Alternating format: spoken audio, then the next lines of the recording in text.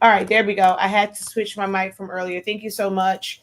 Good. That means that no one heard my little thank you. That means no one heard my little breakdown, which is probably a good thing. See, that may have been the Lord looking out for me. In that you guys didn't hear my little breakdown in the beginning. And the wobbliness and the wobbly tone and just kind of trembling to my voice. I think I've kind of had it under control because I did drop a few tears. But that means that's not on. It's not on the recording, so that's cool. Hello, everyone. Incredible greetings. I was sharing it out, so if you have made it this far because you're watching the playback, there was no audio. I had it on the wrong microphone. Audio is fixed now. I did share it all out during that time frame, so we should be good. I am Shakia, the professor of HS Inc. 365, home of the Honesty Speaking brand of products, 365 Creative Academy, where we teach you a wide variety of things, everything from using Silhouette Studio. We've included some Canva training. We teach party favors, foam board cutting, just designing, how to make your own SVGs, memorial designs, birthday designs, senior designs, you name it. We have probably had a class on it. So definitely check out our lineup of classes on our website, shop.hs365.com or learn.365 Creative Academy. Our flagship program, Learn Silhouette Studio, Essential Silhouette Studio, Learn Silhouette in 30 days, is right now 50% off with the code SSGiving50. So be sure to check that out. All of our paper that's ready to ship, or RTS, is $10 off right now. This is the lowest that this paper will be. We don't run Black Friday and Cyber Monday deals because we do that beforehand. So this is the lowest price of the season. Take advantage of it before the prices change. Okay. But I am on life be lifing, dealing with some things with my dad. Didn't get a good report, and I got the phone call, and I'm like, I need a distraction. If not, I'm going to be in this house going crazy. So there's good to being able to work for yourself where you can take some time to process. But at the same time, I have a job to do. If I'm not live, if I'm not doing what I need to do to drive traffic to my business, and just, putting content out there, if I'm not working on my classes, hey, I don't make money. And hey, in this economy, in this world, and in this country, we need money to survive. So, even though life is lifing, just like you guys on your regular 9 to 5s have to push through sometimes, even when you don't want to get up, you just want to lay in bed and just scream and holler and just ask why and question everything and cry, you still got to get up. So here I am. I just need you guys to help me. I just need a little bit of distraction just for a little bit. And please don't, I know some of you guys know, and I've talked about my dad's situation with his leg and the diabetes and then wanting to amputate. I don't want to see a bunch of, how's your dad praying, like I'm talking about it now, but I don't really want to see that in the chat. I want a distraction. I would like for you guys to ask me questions about crafting, about sublimation, about silhouettes, about Photoshop, about Canva, about business. I really just need a distraction from life right now. So that's why I am live. If I wanted to reflect on it and cry and do all that stuff, I wouldn't be live. So I'm hoping that this video reaches some folks that need some help. And yeah, okay. So let's see. Incredible greetings. Hello. Welcome. Oh, I think I did those up there. Thank you for tapping in from South Florida. Hello. Incredible greetings. Welcome in, everyone. Okay. Let's go ahead and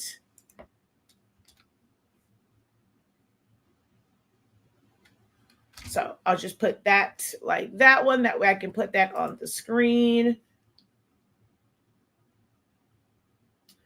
And then I'll put, let's just do this one. Okay. All right. How is everyone else doing this morning? How is your Fridays going? Any plans for the weekend? Any major crafts or things you're working on? Are you working on your Black Friday? If you are doing Black Friday deals, like we do them, just not on any of our products. Like we do it more so for certain classes and things like that. Um, but and I'm not I kind of sort of still do all of the custom stuff, but it is really, really hard um to maintain classes and do all of these things and still worry about that. My space is a little bit more limited now, so to make full-time income, I don't do it as much because my space is a little bit limited now. But I still do things like here and there. I do a lot more designing nowadays than anything. Um, but I'm pretty sure some of you guys are prepping. Even if I wasn't, like, I was never a seasonal, like, kind of make Christmas things. I know right now the Grinch boxes are what's like really, really big and trending for a lot of people. I'm not big on those. Doesn't mean that, you guys can't do them. If it's something that you want to learn, I'm able to show you how to do it. I just don't promote like selling it. And, some people, every time, somebody puts something out, or you post something, people say, "Oh, how much did you sell that for?" I would not. I can show you how to do it because I probably will. I would say probably I will be doing them for the boys. When I showed MJ, he's like, "Oh, that was pretty cool." Not so much all of the decorated stuff on the inside, but he thought that the box and the outside box was pretty cool. Mine probably won't be Grinch. It'll be a different Christmas theme. Probably something that they like. Zani Mani is into monster trucks and blueies, so I'll make his with that theme on it. Of course, MJ, whether it's basketball or whatever those video games that he plays, I'll probably make his in one of those themes, but still give it kind of a Christmas flair for my kids. But it's not something that I have a desire to sell and to make for others. Sometimes when I make stuff, especially for my kids, I don't put it out there until like well after the season so that people don't ask me about making them. That's not the main part of my business right now. So I don't really focus on trying to figure out pricing to maximize profits and things of that nature. I just buy the supplies that's needed and then I just make them. So, but if you guys are working on those, I would love to know like what you guys are working on. What are your plans for the weekend? If you have any questions in regard to Silhouette Studio, Sublimation, DTF, just garment decorating, creating designs, Photoshop, Canva, memorial designs, spirit designs, foam board. I've literally taught all of that, all party favor type stuff, printers. Yeah, you name it. This is the place to get the answers. Okay.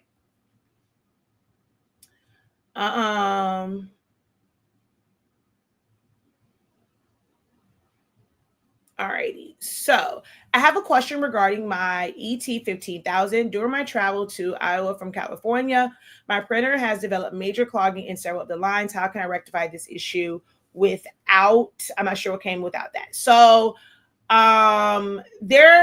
when it comes to EcoTank printers, I'll be honest, there is no easy way to fix clogs and like dried up, print heads, because there's no way to really push air through it. And then like the 15,000, it has like this cage part that's over the internal like ink cartridge at the end of the line. So you can attempt to take that off, try to push cleaning solution through it. But when you release that, it kind of backflows. That's the downside of Epson's EcoTanks. They're not very, very easy to fix once you have a clog. EcoTanks in general. I know a lot of people were asking me about my TC20. I have no idea what happened with mine because I was using mine. I did not go a long time without using it, but my black clogged up, my magenta I'm gonna say it clogged, but it just stopped printing. I don't understand why. And I'm having a hard time getting the magenta. It's still under warranty because I haven't had a year. Even if it's not, I purchased the protection plan. So I plan to get another one just to kind of see, but I have no idea why mine. But to me, that's just one of the things when it comes to the EcoTanks, which is why I've never truly been like this major, major fan of EcoTank printers. I like cartridges where the cartridges sit right on top of the print head. There is not a lot of lines. No, you can easily flush things out. You can easily clean it and do different things. You can't do that necessarily with these tank-based printers. So yeah, I've just never been a big, woohoo, eco-tank printers. Like, don't take this the wrong way. I feel like lazy crafters kind of like them because like fill and go. They don't want to deal with cartridges or, sometimes, or I don't even say lazy because I'm, just frugal as well because they feel like it's less expensive on ink and you're just buying the replacement ink versus cartridges. But in the long run, it can be more issues than, you're going to still end up spending more money because once these expensive printers stop working because there's a air block in the line, there's a clog at the print head, they just become a very expensive paperweight unless you are going to take it in somewhere to be repaired at your own cost. So it may not be the answer that you want to hear, but it is reality. It's very hard to clear them. You can try and know that you are going to go through a lot of ink. You can attempt to do a few print head cleanings to see if it clears it up. If it doesn't, you can try doing a power clean. It's supposed to push the ink through a little bit more aggressively and clear it out. You're going to go through if it is in fact pulling. Make sure that when you guys are doing your power cleaning, look at where the ink level is. Even if you have to take a pen or something or take a piece of tape and put where that ink level is and then do the power cleaning. If that ink doesn't move, that means that no ink is flowing through your line. No ink is flowing through the print head, because if ink was flowing through the print head, it would start working. People think that doing those power cleanings and print head cleanings and all that stuff, like, oh, it means that it's going to work. Well, you can be doing those and it will go through the motion, but if it's not pulling ink, no ink is going through. No ink is going through. If there is no change and no color comes through, no ink is being pulled. No matter how many print head cleanings you do, no matter how many power cleanings you do, ink is just not flowing through the lines. It's going to go through the motions. It's going to make all the noise in the world, but no ink is going to flow through there. And then, you're left with the paperweight, unfortunately. So without purchasing a new one. Okay. Let's see. I love my Canon TC20. I got the perfect adapter to use. So your adapter, see, somebody said that, and like for me, that little adapter that's just like the little plastic piece, it didn't work on mine. It fed like a little bit, but because it can't grip, it would always jam. So I'm not sure if it's just because of the size of the rolls that I have, if they're too heavy, they're too big, but that adapter never worked for me. I end up putting like a core on the inside made up of foam core board, but that eventually also kind of gave out because it was pushing up against it. So once it got loose, it's like, yeah, it just can't grip it to properly spin. But for those where that little core is like that adapter is working, that's awesome. It just never worked for me. It would work a little bit, it would feed in, and then it would jam. Then I have to take it out, put it back in, it will jam. So definitely let me know how that works for you if you end up, after a while experiencing that. Because if not, I'll tell others to kind of try it. I can only go off of my experience when it comes to using that little adapter. What would you suggest for horizontal lines on the 7310? I've done one print head cleaning alignment. So one print head cleaning may not be enough. You may have to do a couple of them. And you're saying horizontal lines. Now that could be a couple of different things. So my question to you is, when you do a nozzle check, if you guys don't know, does not fix the issue. Okay. A nozzle check won't fix the issue, but it can help you identify, the issue if it's getting better with different troubleshooting measures and correction measures. So if you do a nozzle check and all of your lines are good, it has nothing to do with a cleaning. It has nothing to do with alignment. It has everything to do with your print settings. So if your nozzle checks are good, you don't have to do any of those maintenance type things.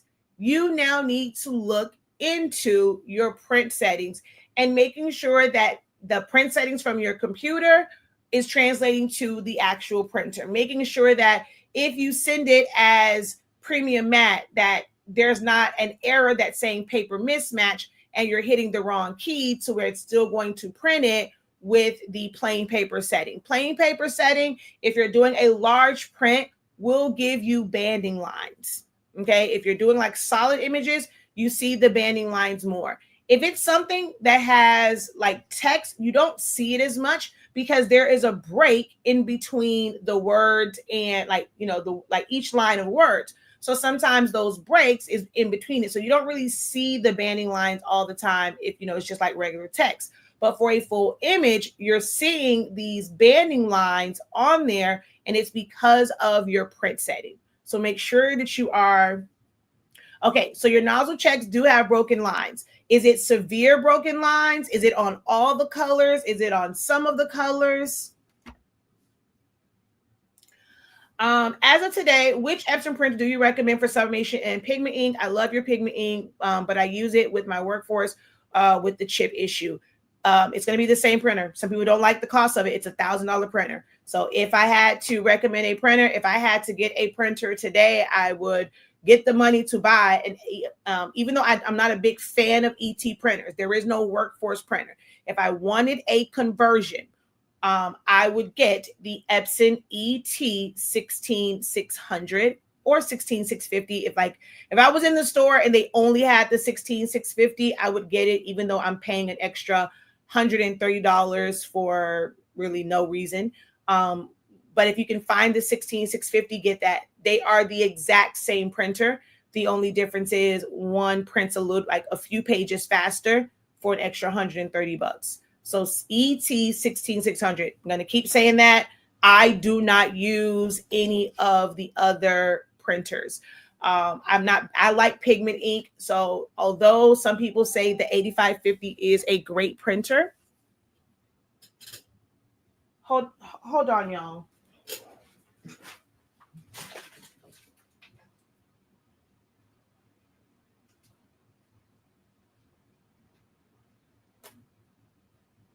Okay, never mind. I thought we still had packages. Like post office comes at weird times. Today they are super, super early.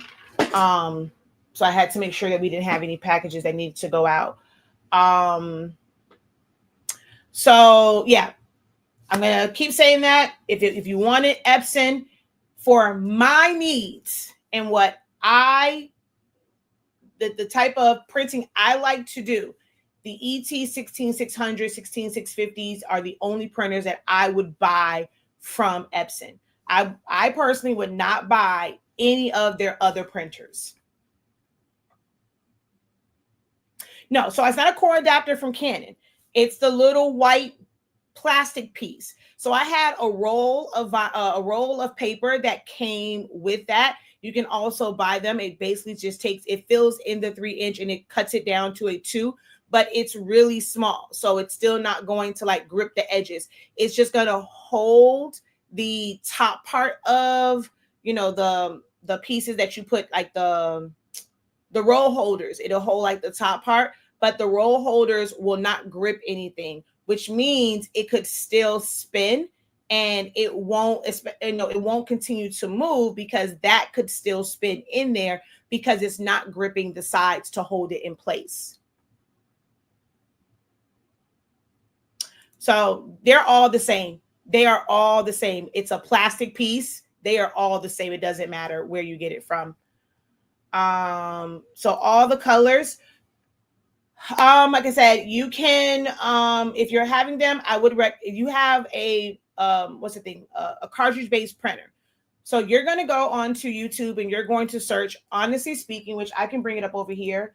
So we're going to go over to YouTube and we're going to search, Honestly Speaking push air. That's the easiest way to kind of find it. So this is a video that shows you how to push the air. Even though I'm showing it on the 7720, it's going to be the exact same concept. So you would do this and you're going to push, basically like force the ink. Printhead cleanings doesn't like, it's not enough force to push it through. So you're going to watch this video basically doing like an ink cartridge replacement so that you can move it, putting paper towel down and using your needle, your syringe to push air through the vent hole, which will force ink out of the nozzles, out of the print head, and it could clear it. Also, regular maintenance on it. Going in there, the wiper that cleans your print head. If you guys have never gone into your printer, there is a black wiper in there. Get you some of the printer cleaning swabs. You need to wipe that down to make sure that it's effectively cleaning the print heads as it goes across, and it's swiping and it's not leaving any buildup. Putting clean solution in your capping station so that keeps that clean. It's a lot of maintenance for printers, and people think because they're desktop printers that you don't have to do maintenance. The same way that you would have to do all this maintenance on the large printers, I do those same maintenance procedures on my regular printers as well. Can I use Pigment ink in the ET? Not all of them. The only ET printer that is Pigment ink is the 16600 and 16650 printers. They are the only ones that are made to use and print Pigment ink out properly. Can you put Pigment ink in a 15,000, a 4,800, a 2720, 2803, 2400, 8550 even? Could you put it in there? Yes, it's going to accept it. Are your colors going to be completely accurate? Absolutely not, because those printers use a dye-based ink. They use dye-based ink. You can put it in there, but you may not get the color. I'm not gonna say may. Oh, I say may just to, that's just to protect, disclaimer for myself. I know you're not going to get the right colors, but some people have no expectations of colors. They really don't understand color theory and how colors should come out. And they'll see something, okay, looks fine to me. And they're not going to understand it until they get to that, like maybe like a specific color they're trying to get. And they're going to be back in groups. Hey, what's going on? How can I fix my colors? Well, you put an ink that it wasn't meant. All ink doesn't print the same. Dye-based inks are dark. They're not pigmented. They're not the color of especially like for the yellow. They're really, really dark inks. So you're not going to be able to get the same results putting Pigment ink in a dye-based printer. Every single EcoTank printer that Epson sells is a dye-based printer, except for the 16600 and 16650 printers.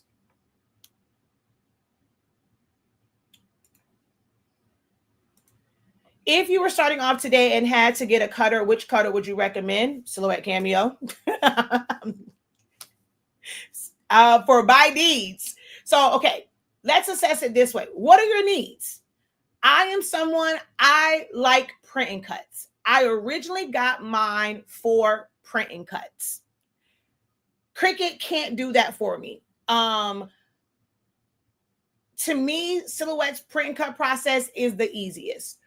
Caesar one, I have yet to do a print and cut on this. I just with trying to just figure out and lining it up. It's not quite the same. It's supposed to be this versatility where you can move it wherever you want. But to me, from what I mainly needed this cutter for, which was print and cut, Silhouette is the easiest. If you are someone that's just cutting vinyl, just cutting paper, a Cricut will work for you. Now, the program will not. And that's a whole nother thing, right? Are you looking for a machine because of the machine itself and it cutting? Or are you looking for, and when you're asking this question, is it more so about the program? Where Cricut users, you can do a lot. It's a decent machine, but you can't do as much in that program. But then people don't want to learn Illustrator because that's where SVGs are created. In Illustrator or a vector-based program. They don't want to learn Silhouette Studio because they see Silhouette Studio as a competitor to Cricut. They see it as, oh, either or. I don't want to have to go and design the silhouette and then cut with my Cricut. I want to do everything in Cricut Design Space. Cricut Design, if you look at Cricut Design Space as nothing more than the rip software or like the cut software, and that's it. You need that in order to cut. You don't need that to design. I don't understand why Cricut users kind of feel that way, where like they want to do everything all in one. You're going to get more versatility, and it's not this big thing to design somewhere, save it as an SVG and open. That's no different than you downloading an SVG and then opening in Cricut Design Space. So program wise, I mean, without going into Illustrator, Corel Draw, or like Inkscape and things like that, and learning those, Silhouette Studio is going to be the better program. As far as an actual cutting machine, at the end of the day, they all cut. They really do. There are certain differences, like you can't cut to edge with a Cricut machine. You're never going to be able to cut to the edge. If you want to really take full advantage of your 12-inch media, you can't with Cricut. If you don't have smart media, you can't cut without a mat, right? Or unless you're going to go and get vinyl that you're going to cut down to 13 inches. Like you have to buy like the 15-inch roll, or you're going to have to get what they call the plotter one, which has like these little holes on the end, because that's how the machines used to work before. It's like these little, it's like little gears on the side, and they used to roll through it. Unless you're going to get that type of media, you can't cut without a mat unless you're using their branded smart vinyl, or you're going to cut it to 13 inches. Whereas with Silhouette, I can move that wherever I want. I can cut that down to just a 9-inch piece, even without a mat. So for me, I don't have a problem with Silhouette. Now I would say this: if it was just the Cameo 3, I probably would have. I despise the Cameo 3. I literally despise that machine. If it was just that, when that was the last one that they had, I would do everything in my power to figure out, like, really, really utilize my Romeo. It's heavy though. I love the lightweightness, like the fact that my Cameo is lightweight. It's easy to move. That damn Romeo is freaking heavy as hell. So just, it really depends. You really have to look at all aspects of it and what are your needs to decide on which machine you would get.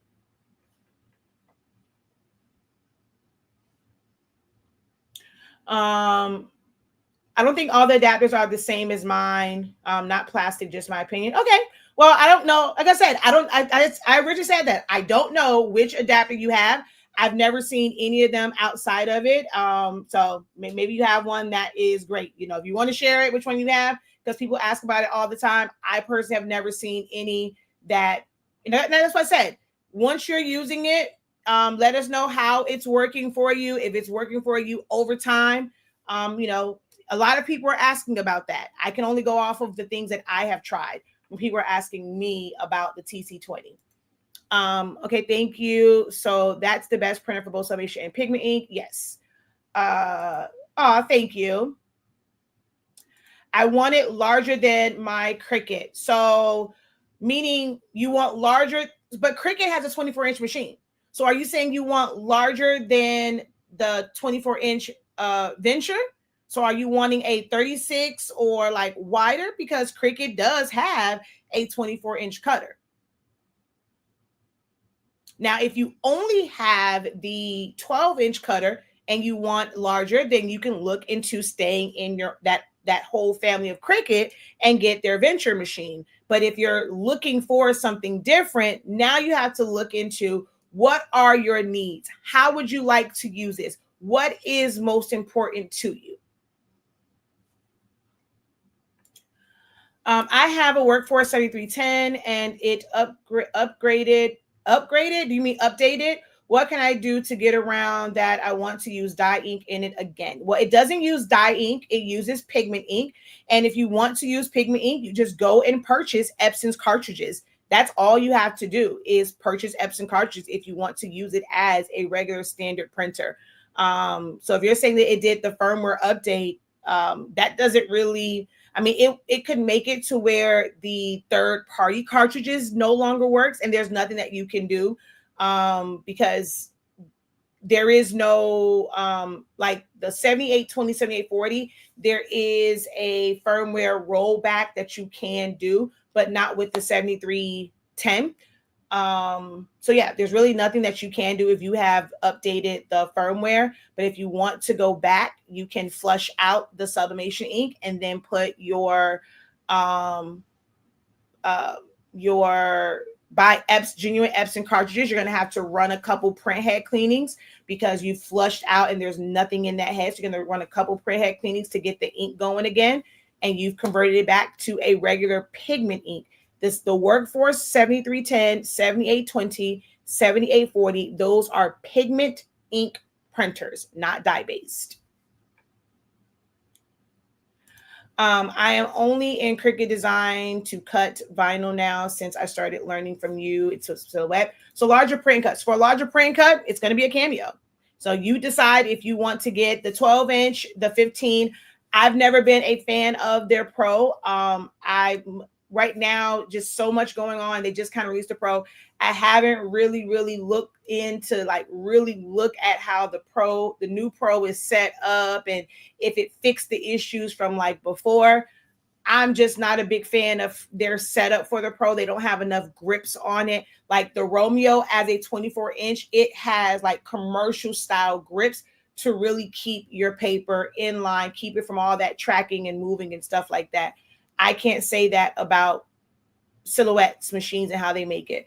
Now the 12-inch and the 15-inch, which is the Plus, great ones to use. A lot of people go to and they gravitate towards the Plus and the Pro because they're like, oh, I want to do larger print cuts. I want to print, bigger. Okay, what's the max of your printer, right? What size paper are you buying? If you're just using 11 by 17 paper, because 12 by 8, 12 by 24 is hard to come by and it's going to be pricey. 13 by 19 can be very pricey and people don't want to pay that price for a pack. And then a lot of the times the 13 by 19 doesn't come like in 100 sheet packs. You're getting like 25 sheets, 50 sheets. And so you end up paying more money over time. And a lot of people end up stop using it because their business isn't really a business, right? So they can't justify. They're still basically a crafter that's trying to save money. They're afraid to charge the right prices because they're deciding to use 13 by 19 paper. They're trying to figure out how to make everything, affordable in the same price. And you really can't. This is one of my main focus. I know some people don't like my classes because I'm not always just focused on, okay, make the money, charge this, charge that. Like, I'm going to give you the real about business. Like, everything is not cookie cutter. Everything is not the same. You have to understand business to know how to properly price things. Cereal from the same companies don't even cost the same because one ingredient in one might cost more than in another. Same size box, but the ingredients are different. The process is different. So they have to charge a different amount for that. I really wish creatives and crafters, those solopreneurs, I wish that, you guys would understand that everything doesn't have to be the same. I see people ask about t-shirts. They're trying to figure out, like, they want all their t-shirts to be the same. People ask, okay, how much for shirts? Okay, $25. Okay, what kind of shirt is that? Is that a 1-color vinyl shirt, 2-color, 3-color? Is that print and cut? Is that sublimation? Is that DTF? Is that screen print? What is that 20, like all of your shirts, no matter what, no matter how detailed it is, it's all going to be different. It's going to be different. So if you want to do large print cuts, well, what size is your printer? Do you have the printer to support doing larger print and cuts? Or is it that, I just want to be able to take full advantage of an 8.5 by 11 sheet of paper. I don't have a large format printer. I can't print 11 by 17 paper or anything like that. I just want to be able to print, take advantage of my full 8.5 by 11 or full 8.5 by 14. Okay, then still get a Cameo and you have a small format printer. If you have a large format printer, let's say now our mind is set to getting a Cameo, right? Now, do we get a 12-inch, a 15, or a 24?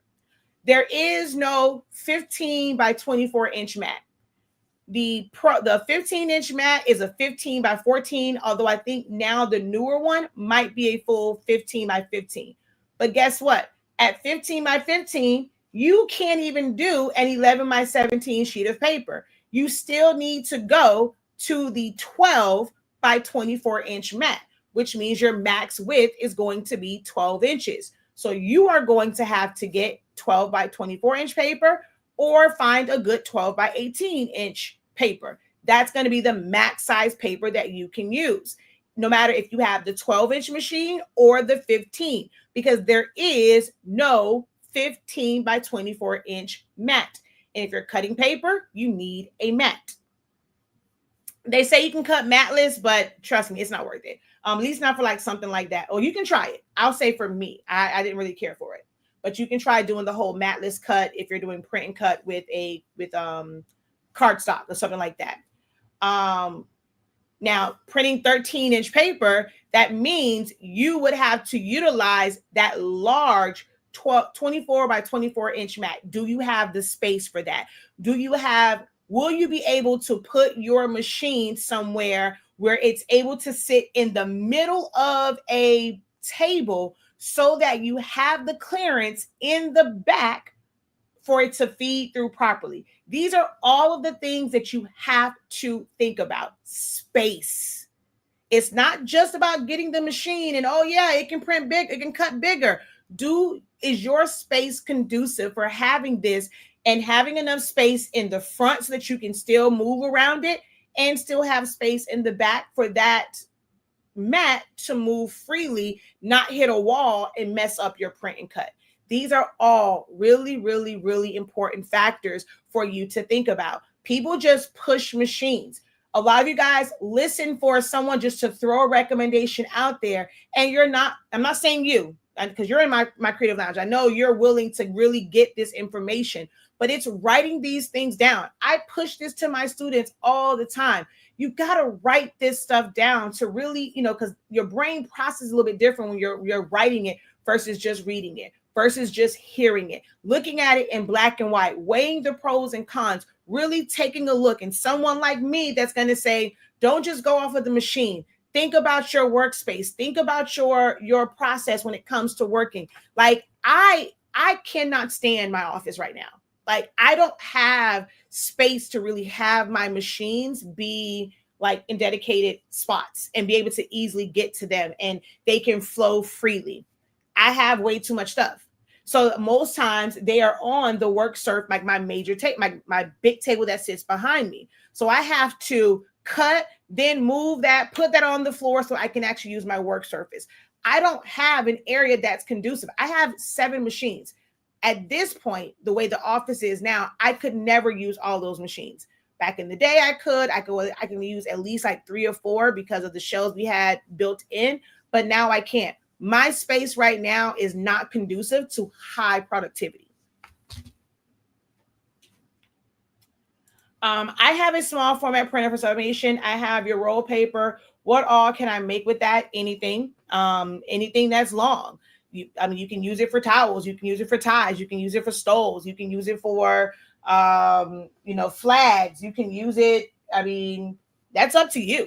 It doesn't, just because you have the roll paper, it doesn't,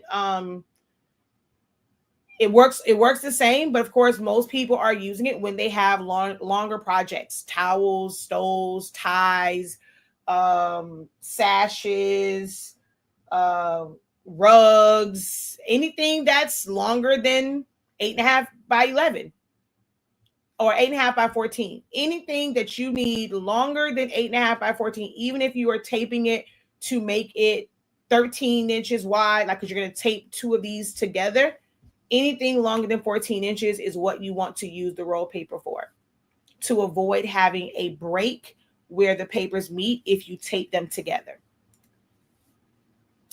I finally purchased my computer to put Silhouette on. Do you have to just download the free Silhouette and then put my business number in? So with the newer version of Silhouette Studio, yes, you're going to go to silhouetteamerica.com, right? And you're just going to download, the latest version, right? So Silhouette America, and then go to software. You're going to be here. You can try the latest version. It's a new printer, a new computer. You may not have a whole lot of stuff on it. So as long as you have good RAM, good memory, and you got one with a good graphics card, you shouldn't have an issue with it shutting down because you don't have a lot of data on your computer right now. So you can try out the most recent version of it. If it doesn't work, just uninstall it and then go down to a different version. But the newer versions of Silhouette Studio, the way that they work, once you have your account, your business license key should already be stored in your account. So when you go over to Silhouette Studio and you go here to help, it's going to tell you to sign in.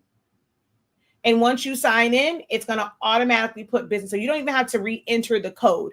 You just sign in to your account and it will automatically activate that upgrade. That's all you have to do. Now, if you can't use any of the newer versions and you have to go to 4.3.370, that does not have the same type of setup. You have to enter the code. So before you go and do that, you want to go into your account. You want to make sure that it says that you have some installs left. If you don't, you have to email Silhouette America probably 2-3 times to make sure that they reset that for you.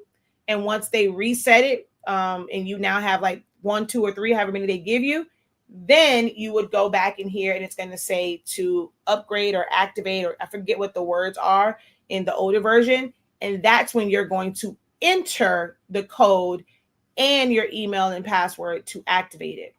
But again, with the newer version, you just come help, sign in. That's it. You don't have to apply because you already have it. It's stored. You only go to apply an upgrade edition if this is your first time utilizing that code. That will be to make the code active on your account and stored on your account.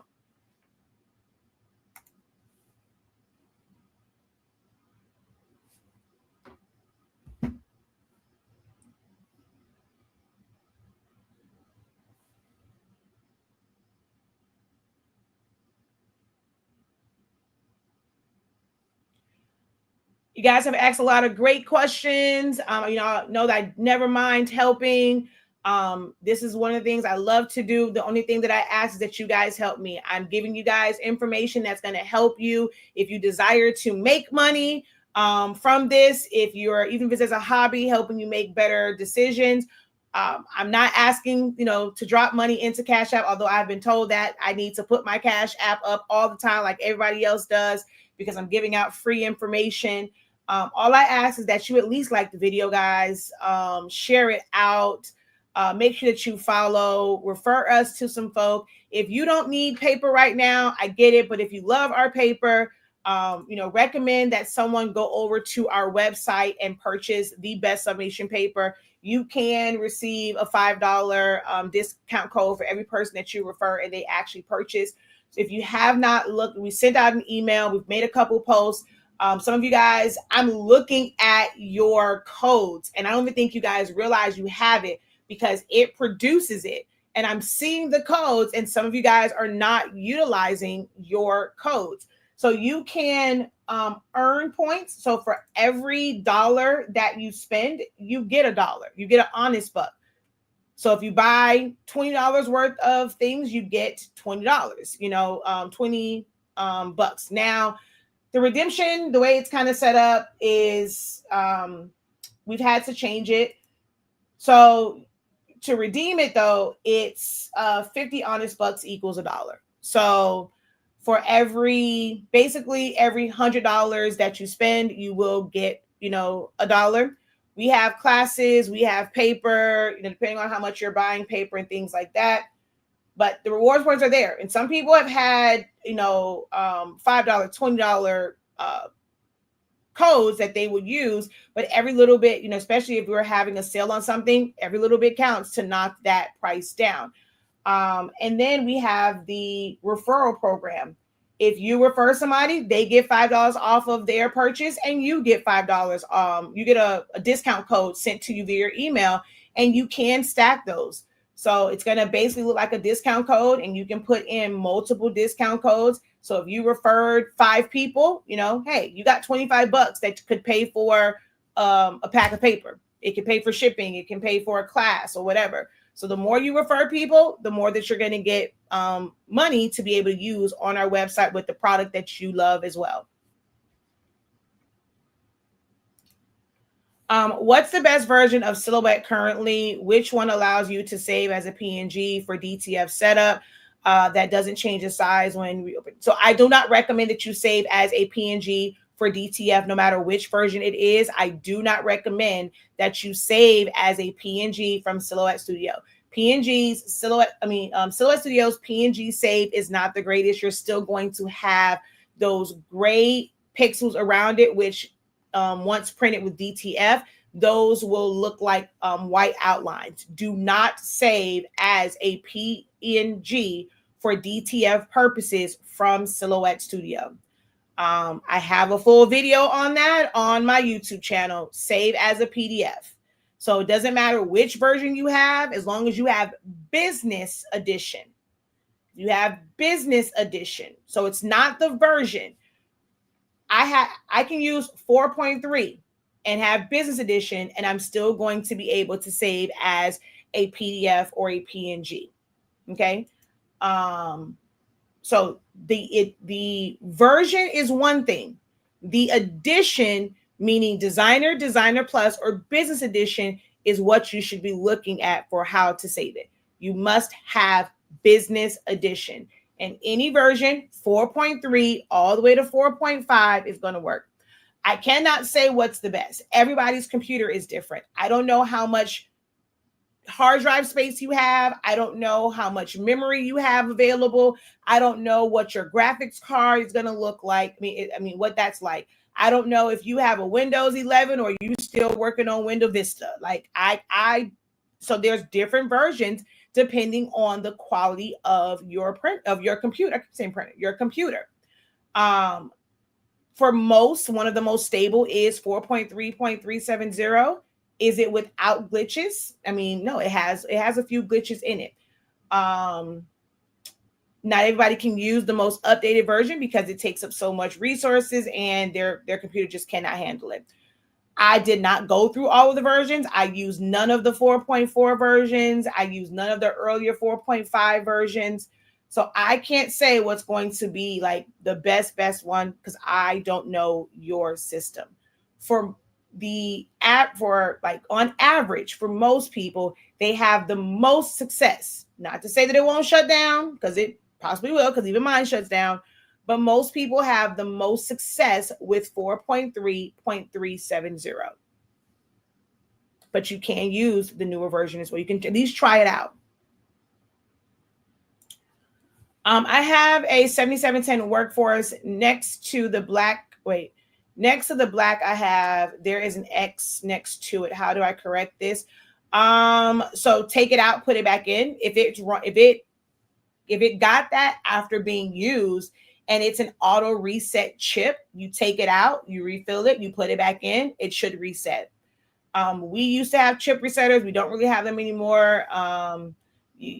You guys, last time there were a lot of people saying that they had that and they wanted them. We sat on them for a really long time. So it just seemed like everybody was going to eco tanks. For us to order inventory, there's a minimum. Then we're sitting on that.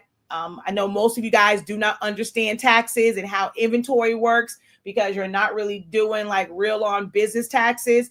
You don't want to be stuck with all this inventory at the end of the year. That hurts you come tax time. So there was one point where we ordered all this stuff and people said they wanted it. You guys abandoned us. You weren't ordering stuff. We're stuck with all this inventory. Then it affects our taxes. So we don't really keep them in stock because the majority of the people had moved away from workforce printers and they were getting EcoTank printers. So we don't keep them in stock like that anymore. As far as like chip resetters and stuff like that. But if you take it out, put it back in, if it doesn't clear it and give you an exclamation mark, you may need a chip resetter or a new cartridge. Hi, Professor. Sometimes when I sublimate after pressing, the paper will stick onto the slate. How can I prevent this from occurring? Are you using honestly speaking paper? And if you are you using fast dry or are you using tacky paper? If you're not using honestly speaking sublimation paper, I can't answer that for you because I don't know like the paper that you're using, and they're all different. They may have a coating on it.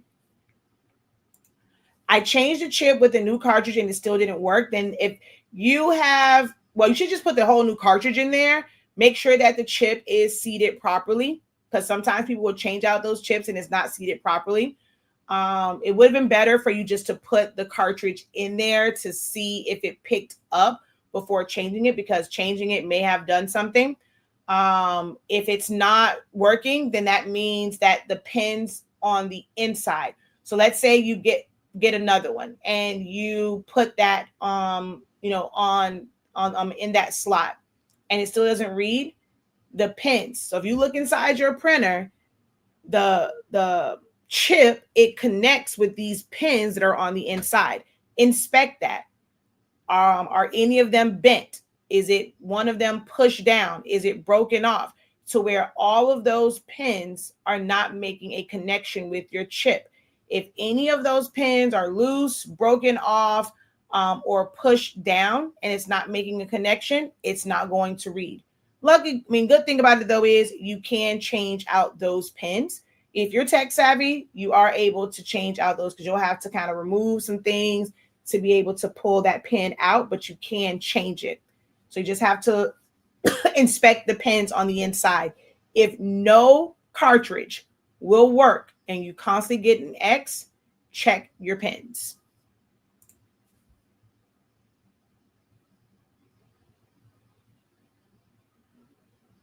If you need to come back to this information, I'm showing 57 minutes. So go back to around like maybe like the 50-minute mark to hear this information again. Leave yourself timestamps, guys. If you are able to see the time that's on there, or if you want to ask me, hey, what timestamp is this? I'll tell you, you put it in the chat and it'll make it easier for you to find the information that you need if you have to come back to this video.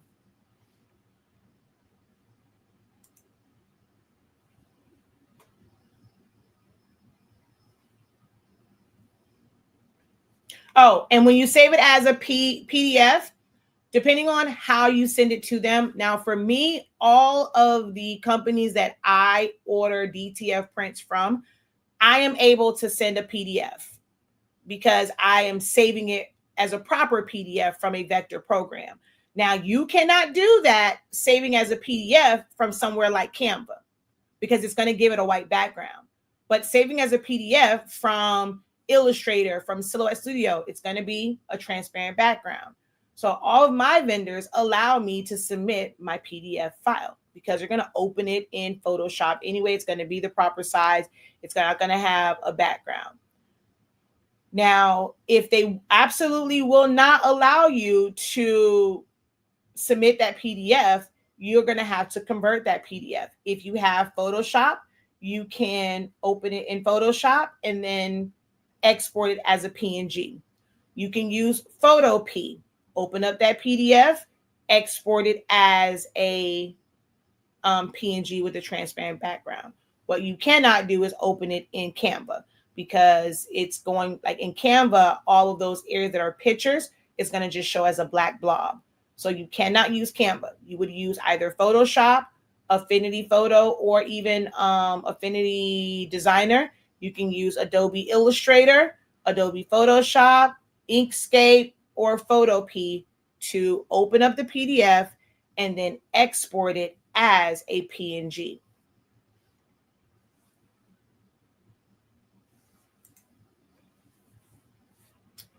So, Valerie, are you still there?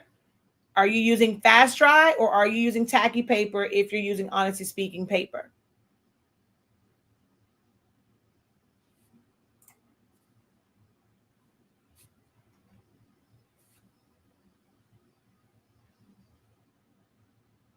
And it's okay if you're not using honestly speaking paper. I can maybe tell you how to inspect the slate if you're not using it, But if it's an issue with the paper, I will not be able to assist you with that or give you any type of guidance because I don't know, I know other people's paper. I just don't help with other people's paper. That ain't my job. They ain't helping nobody learn how to use honestly speaking paper.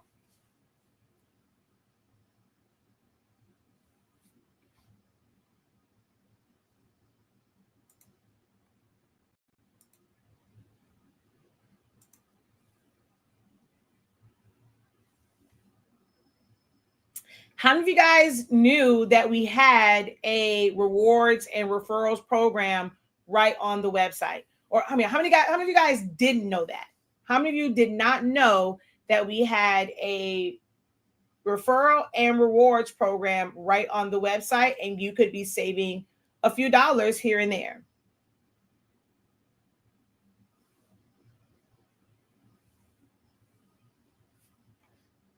Right. Well, now you guys know. So you can check your account. Just sign in and you can check it and you'll see where it says ways to redeem is where it will show. Let me just log in over here.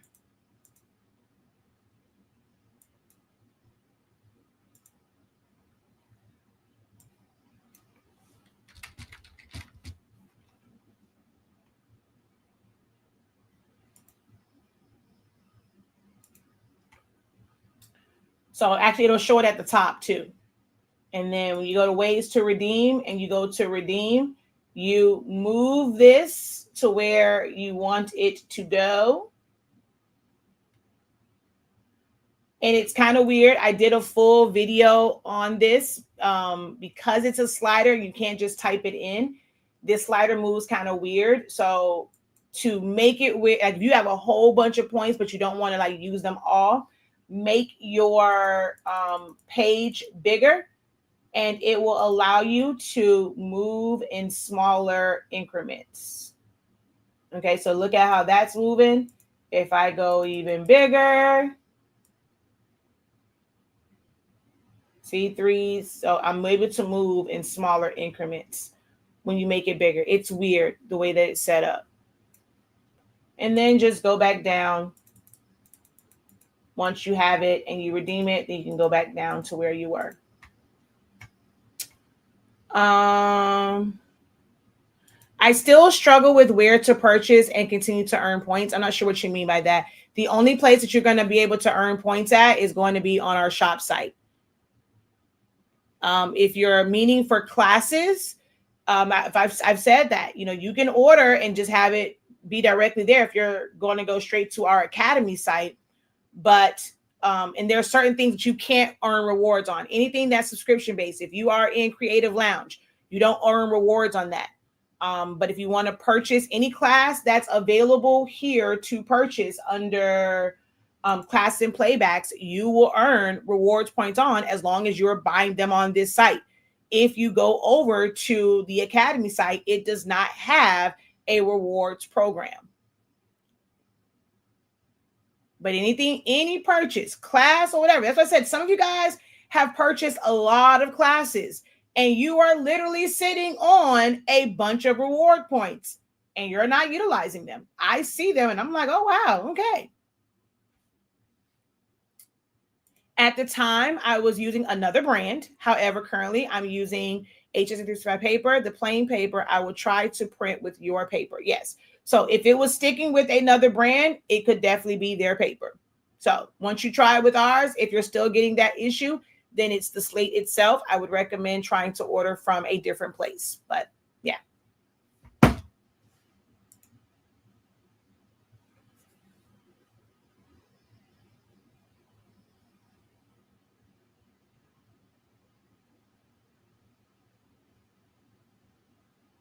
Honestly speaking, paper hits different. I've been talking about trying to get a large printer. What's your recommendation? As I want to get something I can possibly get some help regarding it, meaning help, like what kind of help? A large printer for what? For regular prints, for sublimation, a larger printer for what?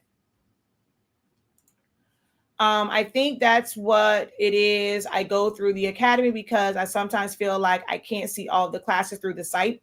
Everything that is there. Like, so there's only like anything recent, it's always on there. The only thing that's not is anything that's subscription based. The phone board one, paying for it monthly, you had to go through the Academy site. The Creative Lounge, it had to be over there. There's actually more classes here than that were over on the Academy site because I had most of them hidden. So there shouldn't be anything that, okay, I have to make sure, that is over here. So if you go to all courses, all of this is available on the regular site. Like literally every last one of these classes is available over there. There's nothing here. If it's visible here, it's visible over there. Over here, there was actually less classes because I had them hidden. I'm just now starting to make them where they are available here because some people are finding our Academy site directly and I don't want to lose out on a sale. So some people do come and purchase classes like the first time until they hear that you can go over there, our main site. But I'm opening up a lot more over here. And like, there's ones that I need to take out. So these ones you'll see here and not anywhere else. But look, this was in 2021, which still is very, very valid information. How you sell for Black Friday or for the holiday is going to be the same. I'm not doing a quote unquote like separate holiday strategy session this year. We talk about it in the Creative Lounge, but if you would like that dedicated class, it is still available. But yeah, everything that is here is on there. Well, not everything. It has to show up here because people are still enrolled in it. But these are a lot of like older classes. On the shop site, I do remove the older classes, especially if I have a newer one that's available. I have not. I will put it. Well, I have it. I had to change it. Some people know, some people don't. I mean, those who are in the Creative Lounge, I've talked to you guys extensively. Where I had to become the caregiver for my dad because he was facing amputation. I did have to take him back to the hospital. So it's been a very, very tough week for me. So I didn't bother. I canceled out all of the Zoom sessions that I had. And my goal is to resume starting Monday. But it's been a very tough transition week for me. And today is even worse. So I'm trying my best to put the calendar out there. We're also trying to get more people in the Creative Lounge and just trying to like push that as well. But have a good lineup of things. It won't be as stacked as it was October. That burnt me out completely. It was days I couldn't function. You guys are getting everything that you need, but there were days I could not function because I still have to run my business during the daytime. And then I had all of these evening classes. So I had to really, really look at that schedule and put me first and my health and just my family because I was not available for them for the entire month of October. So I've been, trying to figure out that schedule and pacing myself and just like not feeling like, okay, well, I have to give them the world in order for them to join because hell, even I gave them the world in October, that my numbers I didn't reach my goal for enrollment. And I'll be honest about that. Sometimes we're not going to reach our goals that we set in business. In October, I definitely did not reach my goals for the number of people I wanted to be enrolled in the Creative Lounge. And I know that, with the current student load and how much I'm actually making from that, I can't give that kind of, I can't do that because there was never any guarantee. The design challenges, having, pro calls each month for Q&As and having discussions. But I never said like, there's going to be, 25 classes in the month or 10 or whatever. Of course, the design challenges and, having access to pro calls, they are now every other week and it's twice a week, every other week, one in the morning, one in the evening. So those will be on the schedule for next week. And then, of course, our design challenges, and we will have some discussions as well. I was trying to find out what discussions y'all wanted to talk about. I've been asking questions. And you guys give me no feedback, I'm not able to help you. I don't necessarily need this information. I have it. I'm in classes that I'm paying way more than $43 to enroll and $25 every month. I have a program because it's a higher level. I have one that I'm paying $100 a month in, one that I've had to pay a flat fee for to be able to help me because I'm at a different level of business. I'm not a beginner. So I don't, necessarily need the information, but I'm providing, the information. I don't know what all you guys need. But if you guys don't communicate with me with exactly where you're at in your journey and the information that you need, it makes it really difficult to schedule out these classes. For Sublimation, I asked about the F570 and you said there was no help you could suggest. So if I have a question on it, like print, yeah, I can't help. I don't have an F570 and I'm not looking to purchase one. So yeah, that one I can't. But I don't. There's a lot of groups. I cannot help you, but there's a lot of groups that would be able to assist you. I know y'all, I thank you for it. I know y'all love me. You want me to be able to help you with everything. I can't. So don't make a decision on a printer or something that's best for you and it meets your needs just because I'm not able to assist with print settings. One, you can just try them out. Like I found like how I'm able to help you guys. I'm willing to, as you guys see it as wasting paper, doing all these tests, it's not for an order and you're just printing it out and just testing. Yes, I'm normally willing to do that, but I'm not willing to buy a $2,000 printer and not, and I'm doing all the work and I'm not receiving any financial benefit from doing it. I'm just doing all the research and I can't get people to like a video, share it out, send stars, send a super chat or anything like that. I'm doing all of, and contrary to what y'all believe, YouTube ain't paying like that. Obviously, y'all not checking for my videos because my view count is is not there. I have videos on everything. Y'all are not checking the keyword searches and looking for it. Or if you go on there and you search, you'll just stop at whoever's video you see because my view count is not looking like it should. So I just can't justify that kind of purchase when I personally don't need it. But there's a lot of groups, guys. There's a lot of groups. There are people in the groups that have it. Y'all just have to ask questions. Don't do the groups like you do me. When I'm saying, hey, what is your questions? Go into these groups. There are some people who don't have a business. They may not be able to sit down with you and do like a one-on-one. Now, I can do that. Even though I do not have a printer, if you want to book and pay for a one-on-one session, I'm able to help you and you're able to share your screen. I can walk you through the settings, how to set them up and things like that, how to properly run your test, but you have to pay for that one-on-one session. When I say I can't help, when you just drop general questions in the group, I don't have an answer for you because I don't have that screen in front of me. As always, family comes first and all that you give is appreciated. Thank you. I understand your situation. I've been in the situation. Thank you for sharing your information and knowledge. You are very welcome.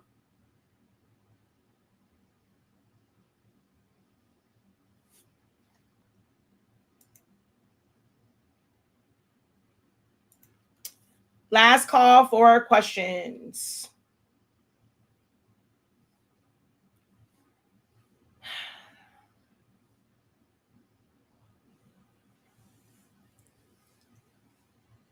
I got to try and wrap my head around all this and try and get some work done. I don't know how I'm going to do that, but I'm okay with paying for things like that before the purchase. I was curious about the software. You'll have now that if you're curious about the software, you are going to have to go into groups. There are some dedicated groups for the F570 and the F170. It doesn't have to be just the F570. So you can ask questions like, hey, does anyone have the F570 or F170? Could you maybe post a screenshot of, your print setting page? Maybe ask them about utilizing it. And it's just printing. You're still going to design from whatever program that you design from. It's just for printing. So it's not really a software. It's just print settings. So you can ask questions, see if someone's willing to share a screen share. ask questions like, do you have to use different settings for hard substrates versus soft substrates or fabrics? Like if you're asking all of these questions in these groups, that's how you're going to get a better idea. I just can't tell you anything about the software or print settings beforehand. But there are a lot of groups, and there are people where their business is not teaching. Mine is. So it might be a little bit different, with me and for my time having to pay for a one-on-one. But if you don't have the printer, you're not going to have the program. So I wouldn't be able to help you. Ask the questions in the group.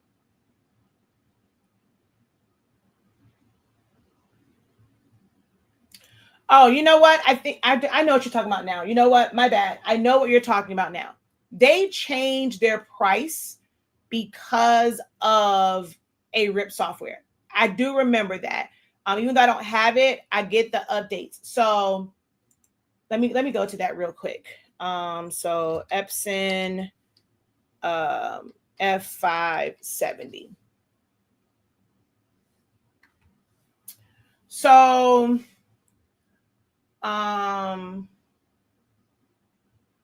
let's see, where do I want to go at for this? All right, so they're calling it light. I believe this is the one that does not, I hate using their sponsored ones. Guys, just a word to the wise. If you do not plan on actually making a purchase, try not to click on anything that says sponsored. Unless you just don't like somebody, you just want them to have to pay, because when it's there and you click on it, it charges the company like money for it. I mean, yeah, you want it there for people to see. Like if you just scroll down, you'll normally see those same companies come up. But anything that says sponsored, unless if you're just looking for information, don't click up there. But if you're ready to buy, then of course click on it so that they know that their ads are working. So I'm just going to scroll down here and look for, actually, I'll just come here. And wow, Swing Design is pushed way, way down. Like I see theirs up here, but I don't see them here. That's so weird that they come up as a sponsored one, but their website doesn't come up when you just scroll through here. Coastal, Heat Press Nation, Johnson's Plastics, Epson. Yeah, that's so weird. All right, to avoid that, I'm going to go straight to their website, which I'll go through my link. And let's go to Epson Sublimation. So see, you have Pro and you have Light. Light is like the standard print.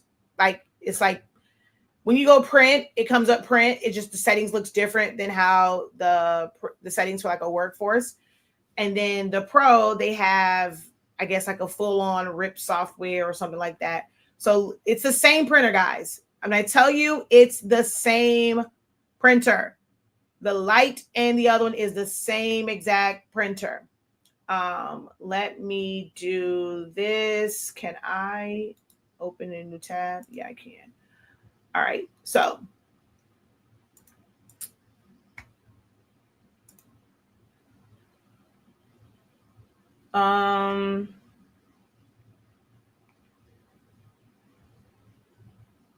so yeah, this has a RIP software, and you have Edge Print Pro, right? When it comes to now where did the other one go? It's right here. So this is what everybody else was using before. They changed their price because they included the RIP software and Epson Edge Print. But you have the regular print, and I don't believe even with the Pro one, like you can still print through just like hitting print, and a driver is going to come up. So the Light is just without the Epson Edge Pro. It's Normally when you go through like a company's like RIP software or like their print manager, you can have a little bit more control over colors, no matter like where the design came from, but you'll still be able to print. So the light works just like the other one. It's just you don't have Epson Edge. That's it. That's going to be the only difference. It's going to be a regular print driver.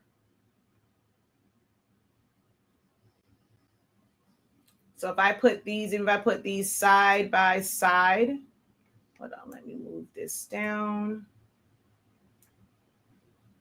And we go here. This is light, this is pro. Same exact droplet size, same thing when it comes to media, same thing here, same display, easy printing right out of the box, equipped with software optimized for dye sublimation, including specialized drivers. So it's just your regular drivers. This, you have it. The only thing that is different is going to be the Epson Pro Edge, Epson Edge Pro, whatever the heck it's called. That's the only thing that is going to be different between these printers. So I'm going to click here. And this is just the printer. So if I click here for just the printer,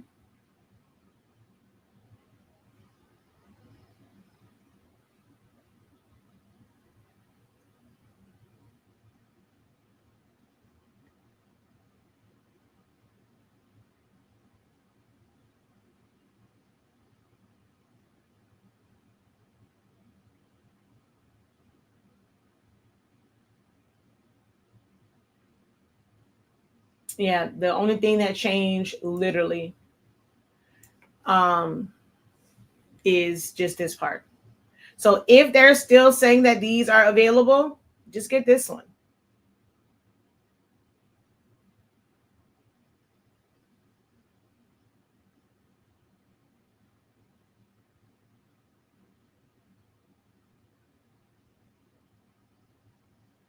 Yeah, that's the only difference. And if you're wondering about Epson Edge Pro, then that's where this comes in. So we'll go over here. Now I can't see my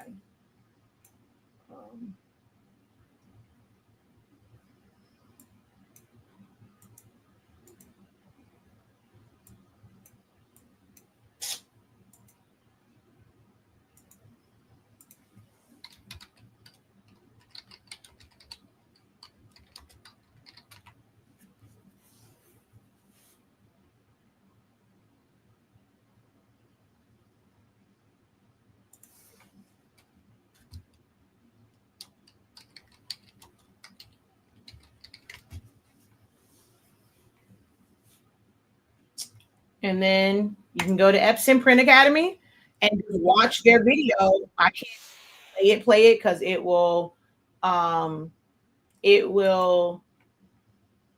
demonetize my video. But you go over here and they're gonna, I mean, their new one may look, because this is a year ago, look and see there's a new one, but they will walk you through, like, you know, again, this is their Edge Pro is about color management. When you just print it, it's just going to be like, okay, textile, hard substrate, da da da da. You can't adjust like density, things like that. This will allow you to change more things by having this, but that's it. It's a RIP software. So you can go on here and watch whatever content they have about Epson Edge Print Pro.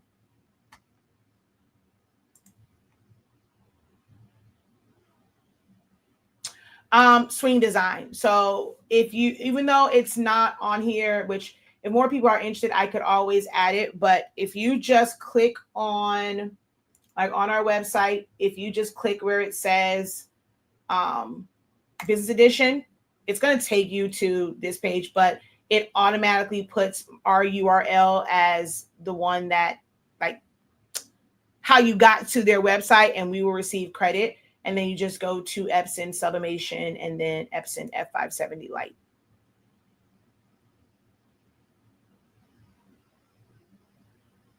because it is. I mean, it's a bit of a difference. This one was 2,000, and then this one you're paying an extra $600. Well, 547 for that software. So yeah,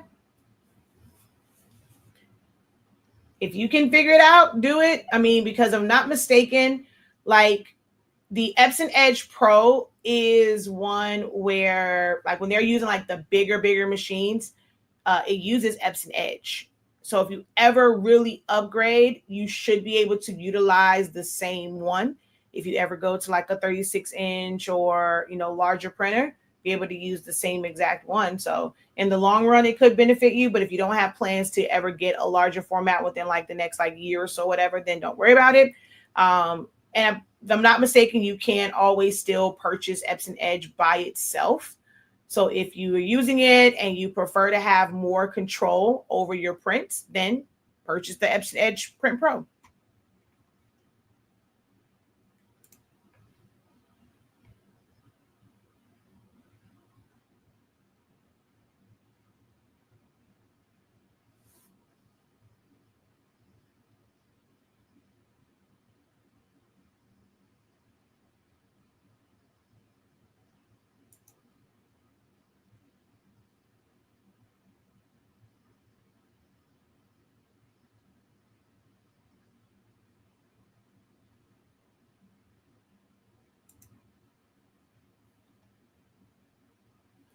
Because like with this one, yeah, see, these, once you go there, or if you ever get one, it's going to come with it anyway. So you get the Epson Edge Print Pro with the larger printers anyway. So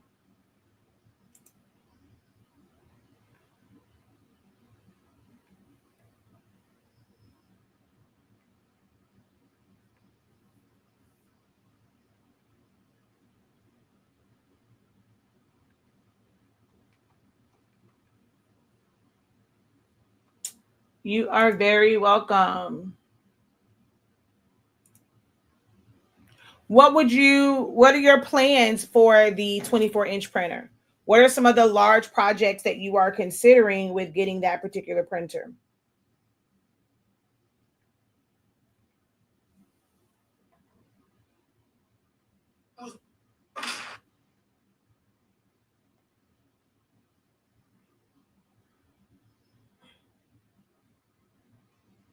I believe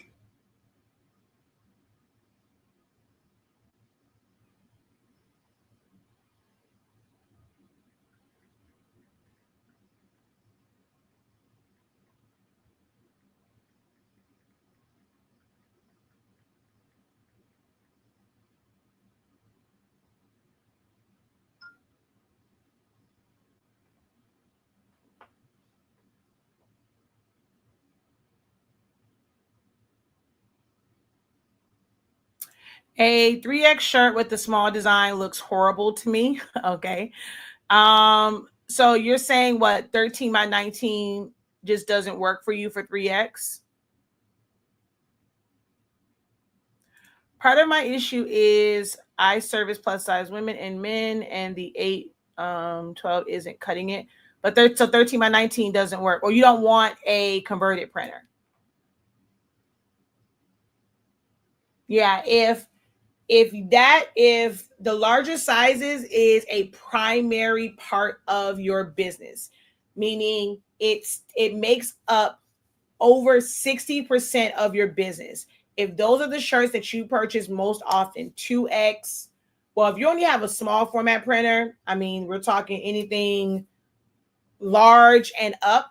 But if it's like, let's say if you have the wide format, but you don't want to use 13 by 19, and over 60% of your orders are larger shirts, then yes, you are justified in needing a larger one. If that's just a small portion, guys, find someone. I promise you, there is somebody local. Start researching, start looking. Hopefully, they have their things like on Google. Start searching hashtags for like your area. This is why it's so important, guys, to use hashtags of your city, your local zip codes. putting exactly what it is that you do. This is why having a web presence is so important, because there might be someone, they may not need your full on services, but if you have a printer that, you can at least make money from the printer. That the print, I mean, that is easy money. They're doing the designs as long as they have it set up. All you will be doing is the printing, if you're someone that has a large format printer. But even for you guys, just for selling shirts, if someone's looking for a customized item, how are they going to find you? So many people post on social media, but you do not include anything in the titles, in your captions, in your hashtags that states where you are located. And it's probably because some of you guys are listening to people that tell you, my assignment is not local, it's global. But the people locally would support it. They could find you. People think just because they are in a local area that everyone just knows about them. You have no online presence. You don't have a Google account for your business, to where even if you don't have a website, people can still I get people that contact me all the time because of my Google business listing. You guys don't set up Google business listings. You don't have a website. You don't put any information about your business other than on the main page, say, oh, we're located in this city. But when you're posting your content, you're making flyers, you're not putting your location that you service. You're not putting like your state, your main, like your local region. You're not putting it in hashtags. You're not you guys are not utilizing social media and wondering why you're not getting sales. Everyone is, y'all want to take the classes that are just teaching you how to make the things. They're not teaching you how to actually get business and get leads.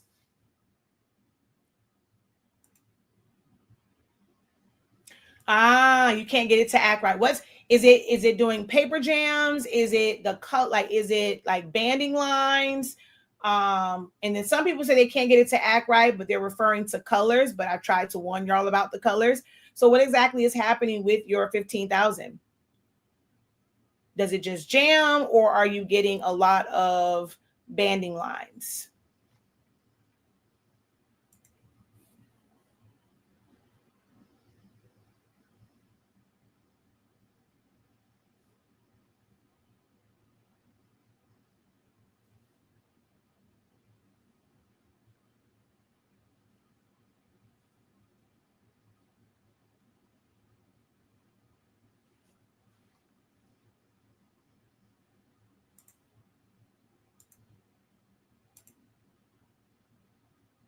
Okay, so that's not getting it to act right. You're never going to get it to act right because it's a dye-based printer. I've tried to warn and warn and warn and warn people about it. If you are just wanting to do sublimation and color accuracy is not a factor for you, go the conversion route. If you're looking for color accuracy, then you need a true sublimation printer. Now, if you want it close, but not all the way, where almost kind of sort of counts, then you convert a printer that uses pigment ink. But no matter what, for certain colors, you are not ever going to get that color right with a 15,000, with an 8550, with a 4800, with a 2803, with the 2400, with the 48, whatever, 80, all these different numbers. They use dye-based inks. So you're never, ever, ever going to get those colors to be completely like accurate, unless not even with a print color profile, because then you have to have everything match. That color profile has to be based off of the ink that's being used and the paper that's being used, because it's not the same on all papers. Different papers take ink differently and your colors come out differently. But yeah, so if you're looking for it to be a specific, right on, spot on color, no, you're not going to get that. But if color accuracy is not a major factor and your customer is not going to know the difference because they do not have an expectation of colors, like, okay, hey, you show me this. Hey, this is how it came out. All right, cool. It's pink. I wanted pink. I got pink. I wanted red. I got red. It's not a certain shade. Then you can use these converted printers. I need you guys to understand that conversion printers are supposed to be a gateway. It's a way to get started. It's an economical way to get started for you to learn sublimation. Can you handle it? Are you gonna, it gives you opportunities to learn how to properly do summation, learn about your heat presses, learn about temps, times, pressures, learn about substrates and how they work. But as far as a full-on business where color matters, you should maybe, when you first start, you may not have the funds, but if that printer can get you to a certain point, you need to then save up and work business how business should be run and have the money to be able to upgrade and elevate your business. You shouldn't be, 10 years in still kind of operating from converted printers. It's going to be way too many issues.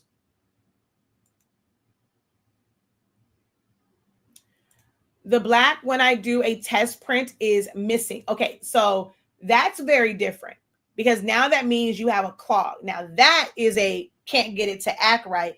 That's not a color issue. That's not going to affect it being way off. I mean, you're going to be void of black. So that's not colors being off. That's your print head being clogged and it's not outputting ink. That is something totally different. She said, I brought this before I found you, and I'm so sad. That's because folk don't want to share. They never know who needs information. People don't want to share my content. If I'm not saying, hey, share, if we get to 20 shares, I'm going to do a giveaway. I don't want to have to do that tactic just to get people to share. I would hope that people would want to share my content because they support me. I know it works for some people. My girl Gucci Crafts, it worked for her a lot. That's how she used to get her shares out. Tell people just to share. If we get to 20 shares, I'm going to have this giveaway. If we get to 50 shares, I'll do this. I ain't got time for that. I just want to come on here and give y'all the information. I ain't got time for the games. But, people don't share. People don't tag friends. They don't, so it's hard for people to find me. I show up every week. So it's not lack on my part. I show up every single week, multiple times during the week, sometimes multiple days. I have my videos live, in perpetuity for, that's forever on YouTube. People go and they see that, oh my God, an hour and 37 minutes. They don't want to watch it. It takes them forever to realize, damn, that was a good hour and 37 minutes. That wasn't a bunch of just like fluff and just not great information. I had an hour of 37 minutes of usable information. But, one day, I guess I have to try and get on a bunch of podcasts or get on some news stations. Maybe I should focus less on teaching you guys and more on getting myself on podcasts and TV and stuff like that. Maybe that's the part that I should focus on now to where people can find me because you guys aren't helping people find me.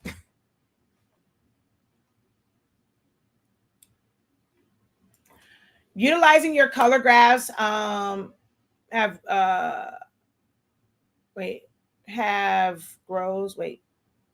helped me. I'm guessing helped me greatly in choosing my color scheme. So yes, if you are using the color chart and you are filling in the colors, that's how you can get accurate colors if you are filling it in. But if it's something that is pre-made or somebody's logo, somebody's picture, it's a little bit harder to get color accuracy on that. But yes, that is very much so true. If you are designing it and you are filling in the colors of the text, the images, the SVGs, the this, that, and the third, then yes, you will be able to get more accurate colors. I did a Christmas tree instead of it being green, it's red and all. I was just pissed. So that's if it's supposed to be green, it's only showing red. That means that your cyan and your yellow is not working. So that wouldn't be just black. So if it's coming out as red, that means you're just getting magenta. So this is where you do a nozzle check. A nozzle check tells you exactly what colors are missing. It just says Facebook user. So I can't tell if you are like, whose name is that? I don't know why it's showing because I'm not even in a group. So I'm not sure why it's saying Facebook unless it's showing me the comments from where I posted in my group. So it's just saying Facebook user. So I don't know the name, but if you do a nozzle check, this is where I try to give this information, as free information, but I'm guessing it's like a disconnect. Now, will I ever do a dedicated video for it? No, like I'm going to be honest. It's not going to pay me enough to do a dedicated video. Now, in my classes, I have a dedicated video about troubleshooting. In my sublimation seminar, there is a dedicated day about troubleshooting and understanding these issues, how to read your banding lines, how to know exactly what's happening. I put these things. So when I say I'm giving you a class on how to do this, that is what I mean. Like, I'm not just saying, okay, get a printer, get some paper, get some ink. You need a heat press. You're going to print it out. You're going to press it at this amount. You need polyester. Like, that's based. Like, you can do a chat GPT inquiry and it'll give you all that information. That's not something that, you need to absolutely pay for. Chat GPT will give you that information. Google will give you that information. It's all of those things like, okay, if you are having issues and you're having ghosting, this is why. Let's check this. Get a heat gun. You want to test here. You're looking for this type of fluctuation. This is how you want to look and see if your heat press has cold spots, if it's uneven, if it's not, fully closing, then you want to be able to do this, this, and this to level out your pressure. How do you troubleshoot your printer? This is what you're looking for. These are the steps.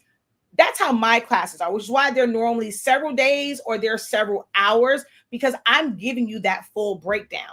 I'm setting you up for success in my classes at a very affordable price. My classes are worth way more than what I charge, but I know that my audience are people who are starting. You're not at that point where you're making all that money to, making a lot with it. You're just starting. You have to spend all this money in products and paper and supplies and stuff like that. So I know that, learning, and this is a lot of good beginner information. I price it as affordable as I can. We have Sezzle. Now that they're on, that you can get them on the Academy site. There's Klarna there. There's Afterpay. There's a firm. If it's a really high amount, or you put it on your cart, you have a firm that you can use to buy now, pay later, and get that information. But I can assure you, and it's a seminar or like a boot camp, I'm going in on it. And as long as you take notes and you're really attentive, every single question that you have, I promise you it's answered in one of my seminars or boot camps, because that is what they are based on. So when you are troubleshooting, you have to start with a nozzle check. That is the first thing that you should do when you see that there is an issue. That is going to tell you what's outputting and what's not outputting. So if it's supposed to be green, but you're only getting red, blue and yellow make green. So technically all the colors kind of print out a little bit. You're missing either blue or yellow, cyan or yellow, if you're not getting green. Your nozzle check will tell you that. Now, fixing it is a totally different thing, but at least you can identify where the issue is. I found that your teaching style and information has helped me drastically get out of my head and start being more productive and spearheaded my business. Yeah, that's the goal. That is the goal. Yes. Oh my God, you just made my day with that, Teresa. You just made my day. I came on here and, life is lifing and not in a great headspace. That just motivated me to be able to go and finish out my day, because I was actually about to get off of here and I'm still kind of in my head. I was prepared to go lay down in my bed and just not think about all the stuff that's going on. Man, that right there just blessed my soul. There may be many out there selling info, but they're not making it easily accessible or easy to grasp and maintain. Thank you. Oh my God. Oh Lord. You don't know how much that's an answered prayer, because I never know if I really can't tell fully. Like, I'm not getting that from the masses in understanding if my information, my content, and the way that I teach, if it's truly helpful, if it's helping your business. So, oh my God. Thank you so much for that.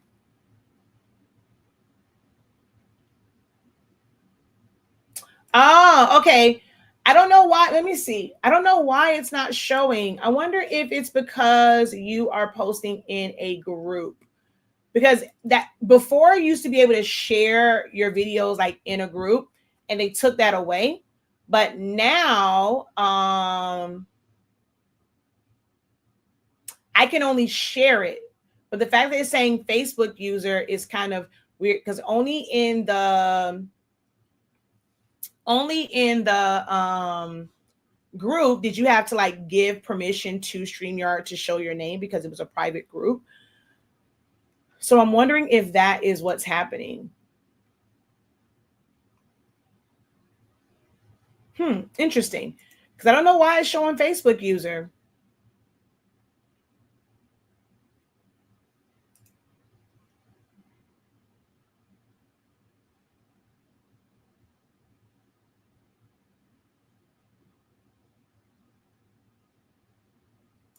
Interesting, interesting, interesting.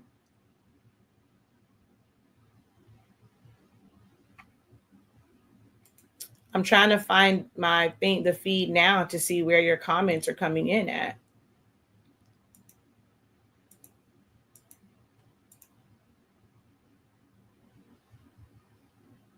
No, it's showing over here. I wonder why is it showing Facebook user?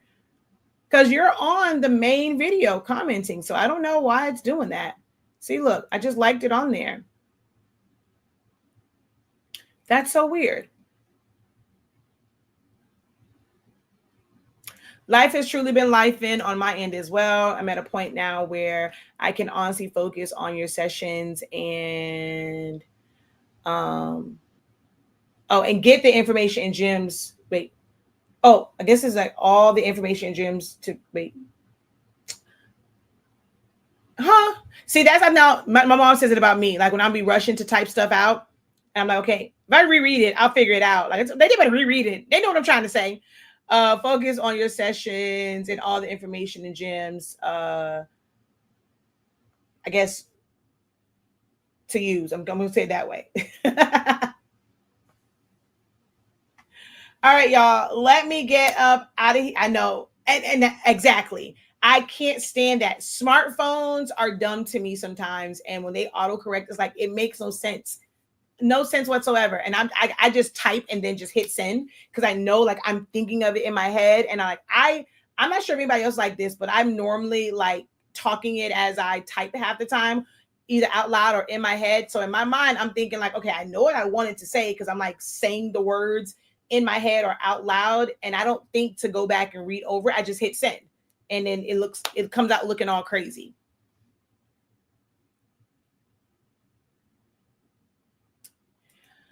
So here's the thing too with like, and I'm sorry you guys have to look at my screen and not me. I'm like I said, life is Lifein. My eyes are red from crying, so I can't be on camera.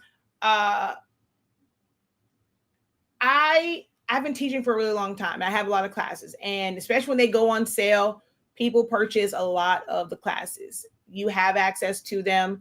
God willing, I will be able to pay my bill to Thinkific. And even if I can't pay my bill to Thinkific, if you are in my classes, you know that there is a component to my classes that makes it to where even if I wanted to, I could never take away access to the information that you receive, because you guys know how that's done or whatever. So you are always, if you take a class, especially like since we've had it and I've implemented that. Now, some of the old ones, we don't quite have that set up yet, but like any of the new ones, which is why I'm going through a lot of my older classes and I'm implementing the new way that I kind of put playbacks out there. You have access to it forever. Don't rush the process. Focus on what you need to focus on. Designing is something that's going to be a never-ending learning process. When it comes to certain ones, this is why I recommend keeping a notebook, writing down that really important information. And then there's other information that you are going to be able to pick up over time. If it's something about, like, let's just say like my class on party favors, just, you don't have to try and do every single party favor there is. I'll tell you, I don't like rapping every single type of candy or wrapper. A good chip bag, Capri Sun, maybe a Rice Krispie treat. I've done a couple Kit Kats and like Hershey's, stuff like that. Pringles is another one that's kind of, it's not too bad. Water bottles. But all that, I don't like doing Starburst. I don't like doing Snicker, like all that little stuff. That's not my judge. Like I just can't. I just can't. I can't. I can't. I can't. I like making like little bags where I can just put different things in. So I've done them for like honey buns. I'll put like just regular candy in it. I've like, so the one that's the size for Rice Krispie treats and no, not Rice Krispie treats. What's that thing called? Fruit snacks. I can fit like Star Crunches and other like little Debbie stuff in there. So like it's like multiple uses, anything like that. But all that hurt, like Starburst and Snickers and Airhead Extremes, and I've seen people wrap cereal boxes, Pop Tarts, like all. I'm not that person. Don't come to me asking for that as a template, as a class for it, as a customer. I'm gonna do some juice pouches, some chips, anything I can wrap like that's kind of the same size. I can make you some gift bag, like there'll be gift bags, put you whatever candy you want in it, water bottles, but all that other stuff, I just can't. I just can't.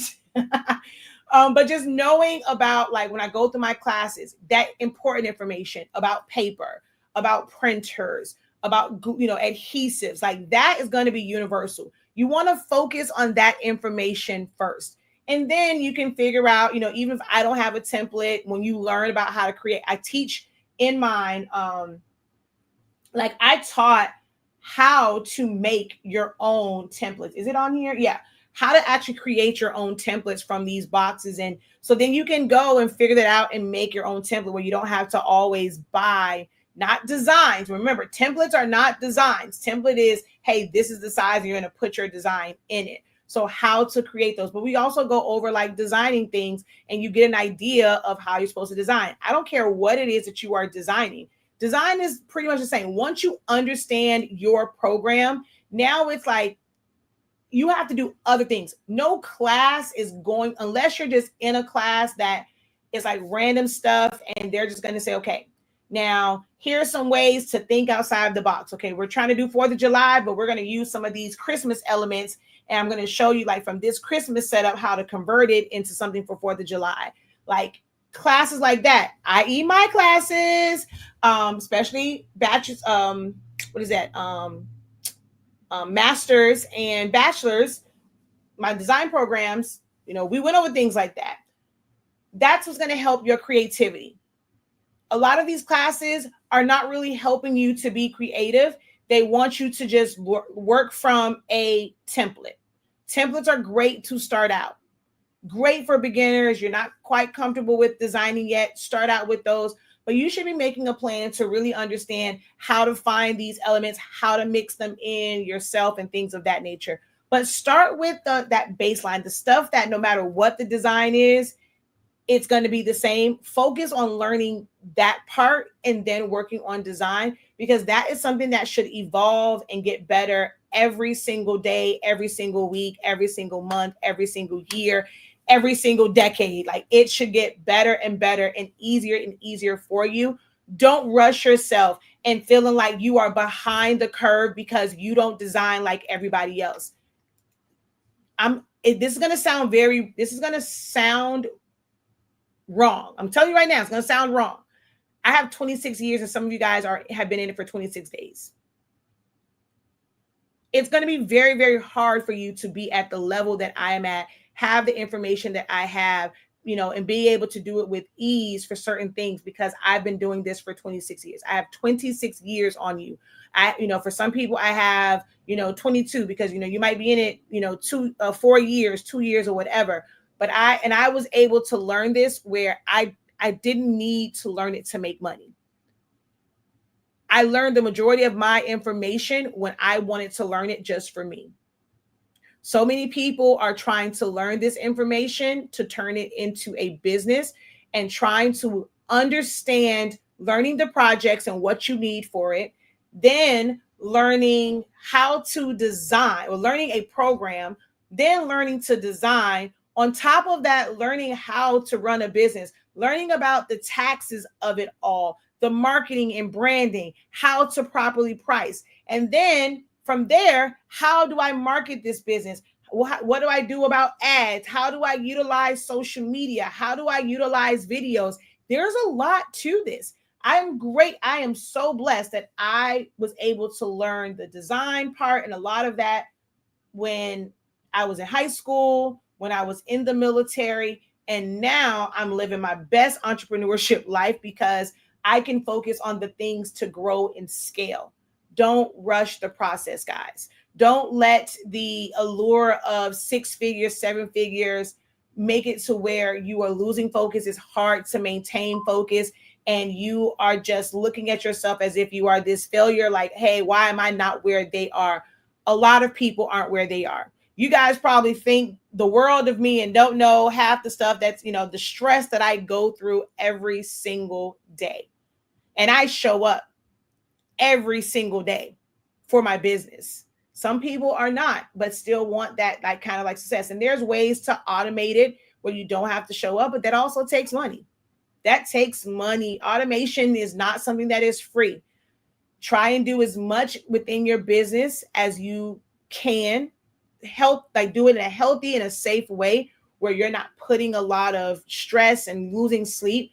Do as much as you can for your business, where you're not putting out so much money. But it's going to get to a point, and hopefully you are doing business correctly where you're not going to see that as losing money, but you are going to see it as it helping you. There are certain automations that I have in place in business, and there are more automations that I would like to, and systems I would like to be able to put in place where I don't have to show up every single day in this capacity. Like I'll still show up for my business, but I can do it in I can show up in other ways. But as of right now, it's like if I'm not showing up, if I'm not posting, if I'm not making sure that I stay on the minds of those who follow me, we don't get sales.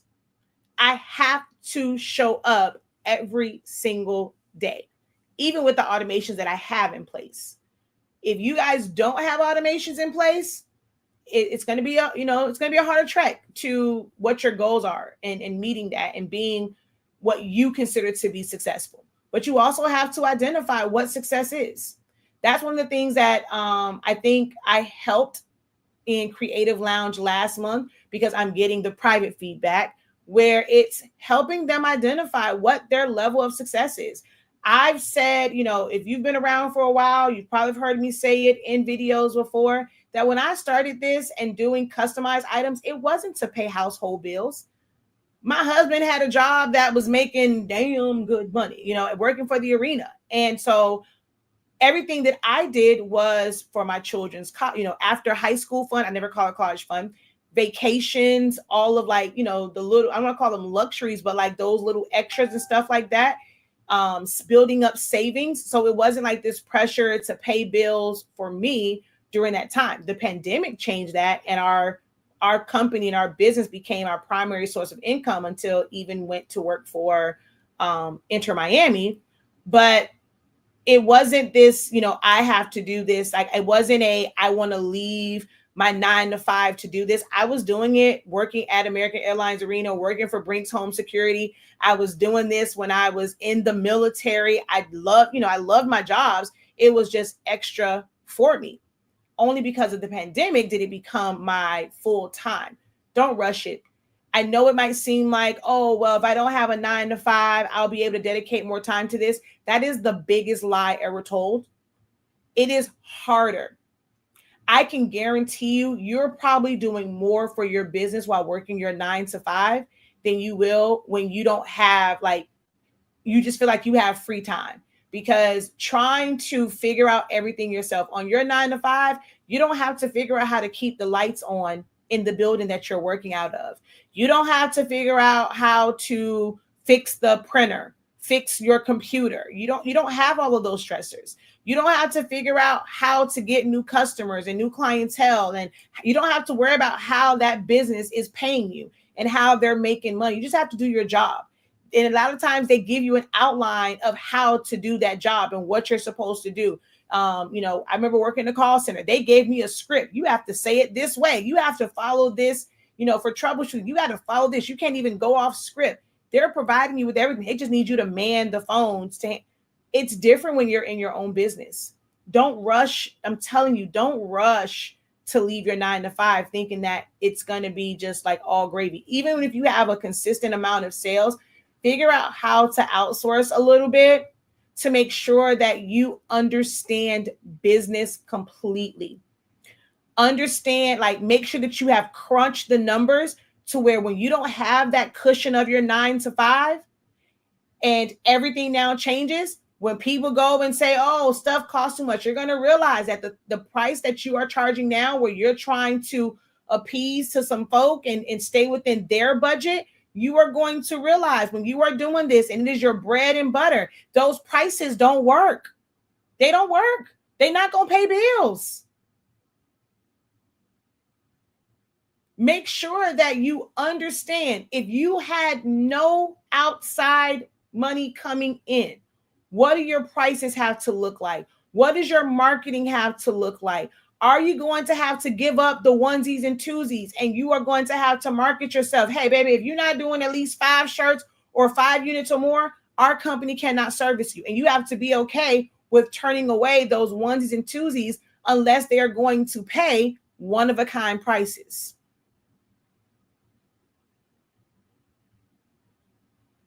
Okay.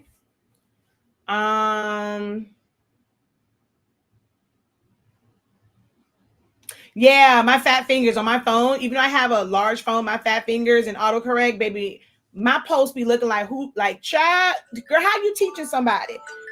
My post showing up be giving, how are you teaching someone? My problem is it is in my head, but I skip every other word when texting. Yeah, I do that sometimes too. Just get out of my head. And I thank you for showing up and helping us out in any capacity. Incredible morning. This is your first time here. Well, welcome. You're on YouTube. So it may be based off of your previous searches, probably how you found me on your timeline. Well, welcome. Not sure how long you've been here. Hopefully you have enjoyed the conversation. You can always go back and watch. This has been a 2-hour live broadcast. So it was a lot of questions. So you can't see my face in person, but you can see my face there on the screen. My name is Shakia. I go by Shakia the Professor. I mainly teach silhouette. We are adding a little bit of Canva because I can't escape it. And my advisors have told me, I'm going to have to do a little bit of Canva and just at least showing some things on it because people are interested in it. But my main thing is teaching you designing via Silhouette Studio. It's an amazing software. We teach sublimation. We have an amazing product called Honestly Speaking Sublimation Paper and Ink. We also have heat tape and some other resources on our website. I do these videos and I come on to answer questions. Today it's therapy for me because life is lifing. So today's session is more so about me. I'm not gonna lie. I'm being very selfish. I needed this. It's my form of therapy to keep from crying. So I'm trying to keep you guys on. I'm trying to hold you hostage. Not gonna lie. My fear is once I hit the end button for the live, I'm gonna bawl out crying. So I am using y'all. I'm being very honest. I am using y'all right now for my own mental state. Just being honest. But we do try and help. Every time I come on, it's not selfish. I'm coming on to genuinely help. But we let you ask any questions as it relates to designing, printing, printer, troubleshooting, silhouette. We've had people ask some business questions, all sorts of things. So it's just an open forum. We also do this in what's called the Creative Lounge, where you don't have to worry about your fat fingers and misspelling words. You can unmute, you can communicate with us. If you're having an issue on your computer, you can share your screen. That is our Creative Lounge that you can enroll in over on our Academy site. And so we're just a wealth of knowledge over here, and we welcome you. She says, thank you. She was like, that's it. I need as much silhouette and Canva training as I can get. So for silhouette training, the number one thing to do is to get our Essentials of Silhouette Studio training. It is 50% off right now. If you look inside the chat, the code is there. I'm not the description, but I will go ahead and put it on screen also. So it is SS. So for Silhouette Studio Giving. Oh, I spelled that wrong. Oh, shoot. Dang it. It's giving. Not, it had the wrong letter there. Oh, crap. So I'm going to put this on screen. Dang it. So I'm glad you did say that, because now I can show that it was wrong. So I'm going to copy this, and I don't know if it'll let me change that. Hopefully it does. It probably won't. I got to go in and change it. But SS as in Silhouette Giving, like Thanksgiving, like Friendsgiving, 50 will get you 50% off of Essentials of Silhouette Studio. This is our flagship program. This program takes you through every single tool, essential tool and function of Silhouette Studio. And it breaks down how it works, especially like subtract, crop, how to do text, understanding tracing, your edit points. And we taught it over the course of 30 days when we first did it. Really, it's like 26 days because the rest of it is like Q&A and really putting everything together. But check out the lineup. So this was the first way that it was taught, but you also get access to a 13-week refresher and a 10-week review, all under the same price. And you get access to all of those playbacks for you to really understand Silhouette Studio as a design platform. This month, we will have Silhouette Studio First Cut. So if you're someone that wants to understand your machine, you can go and purchase Silhouette Studio First Cut here. And it will be, I hit the wrong one. Meant to hit here. So Silhouette First Cut. If you enroll in it now, you'll see you'll get access to the previous one, but we have a live one that's coming up this month, another live session coming up this month, and you'll get access to the previous information as well as the new live and even the playback for that one. So that's dedicated to the machines themselves and understanding it. Essentials is understanding the program. We have different design. Like I've been teaching this for several years. So we have a lot of different classes. You don't have to take all of them all at once, but we have a lot of classes that teach you the foundation of designing, crash courses on designing, memorial designs, like specific subject, like switching up faces on characters with like someone's actual face. We have a lot of classes available on our website. So you're in the right place. And Canva, if you're wanting to kind of get some Canva, I will never probably have like a dedicated class for Canva, but I am mixing that into our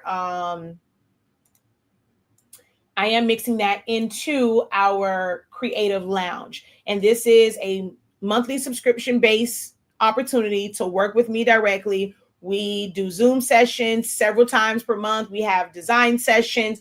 We have discussions on different things. We have what's called pro calls or professor calls, where you are able to ask your questions in real time by talking to me through your mic. You don't have to type it out if you're able to actually communicate with me. That's right here. The first month is $45.63. Each month after that is $25.63.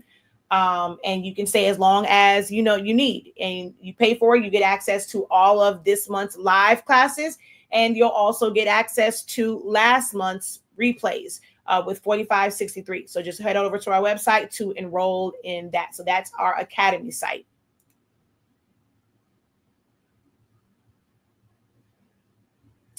She says, if this is use, then use me. It's okay, Queen. We need to be here to show up for each other. Thank you so much for that. Yes, welcome in. Probably because, so if you just go straight to our website, shop.hse, I'll put it across the screen. shop.hsinc365.com.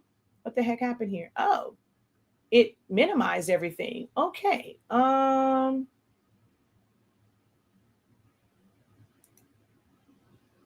Oh, wow. Okay. It changed out my whole thing. So I'm going to edit this and it is now, oh, well, no, I can't use that one. Okay, I'll just put this one at the bottom. But this is our website, shop.hsink365.com. And when you are on the main site, if you just scroll down, you will see Essentials of Silhouette Studio. You're going to add that to your cart. Once you go to checkout, you're going to come over here to the discount and you're going to put in SS Giving 50. And it is going to take 50% off of that cost. And you will have immediate access to all of the trainings in that program.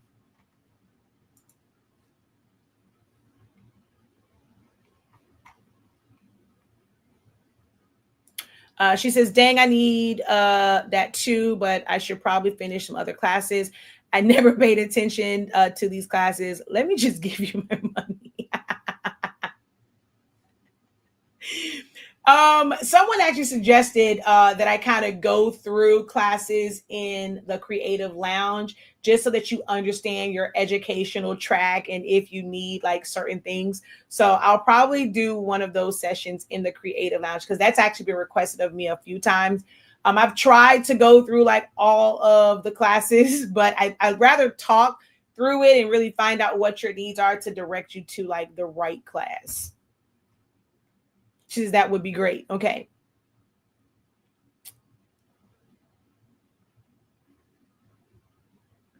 Did you say the code works on other charges also? What do you mean?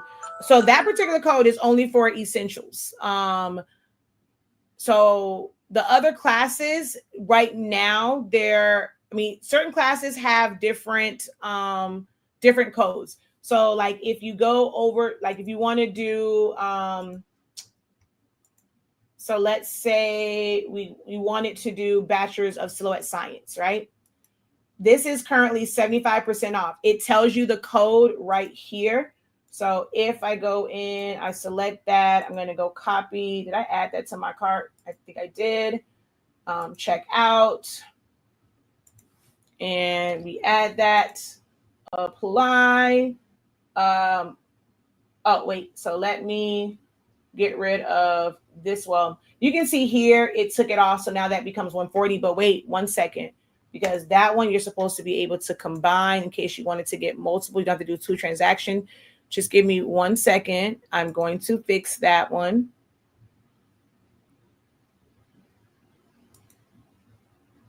Yeah, it's supposed to work with other products and hold on.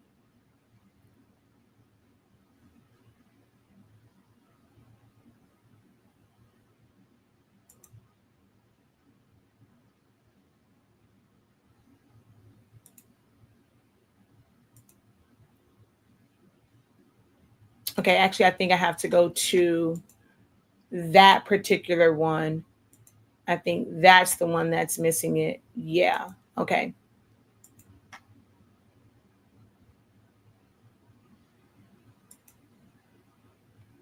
So see, there we go. See, now both are.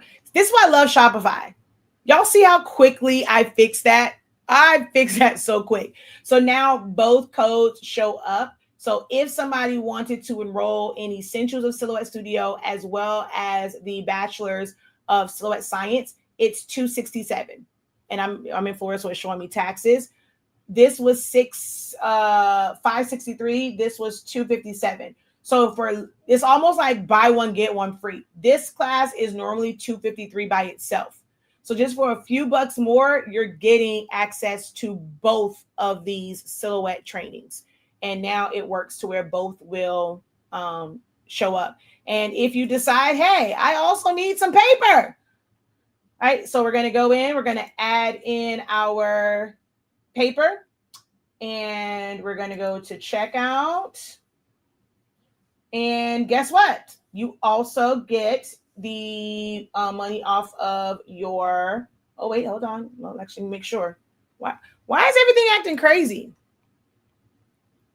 Oh no, the paper you can't.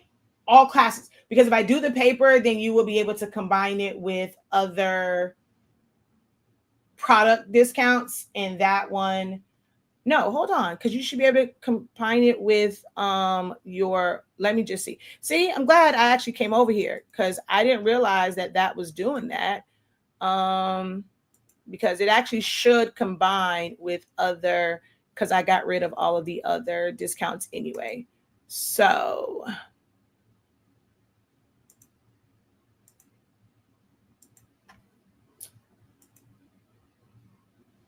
And bam, there we go. So yeah, it's automatically there.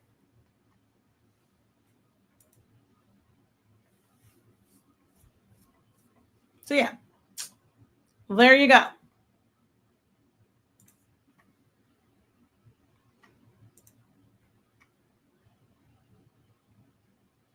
The cutting machines, it is first cuts. So under classes and playbacks, if you go down, go to load more, it's going to be silhouette first cuts.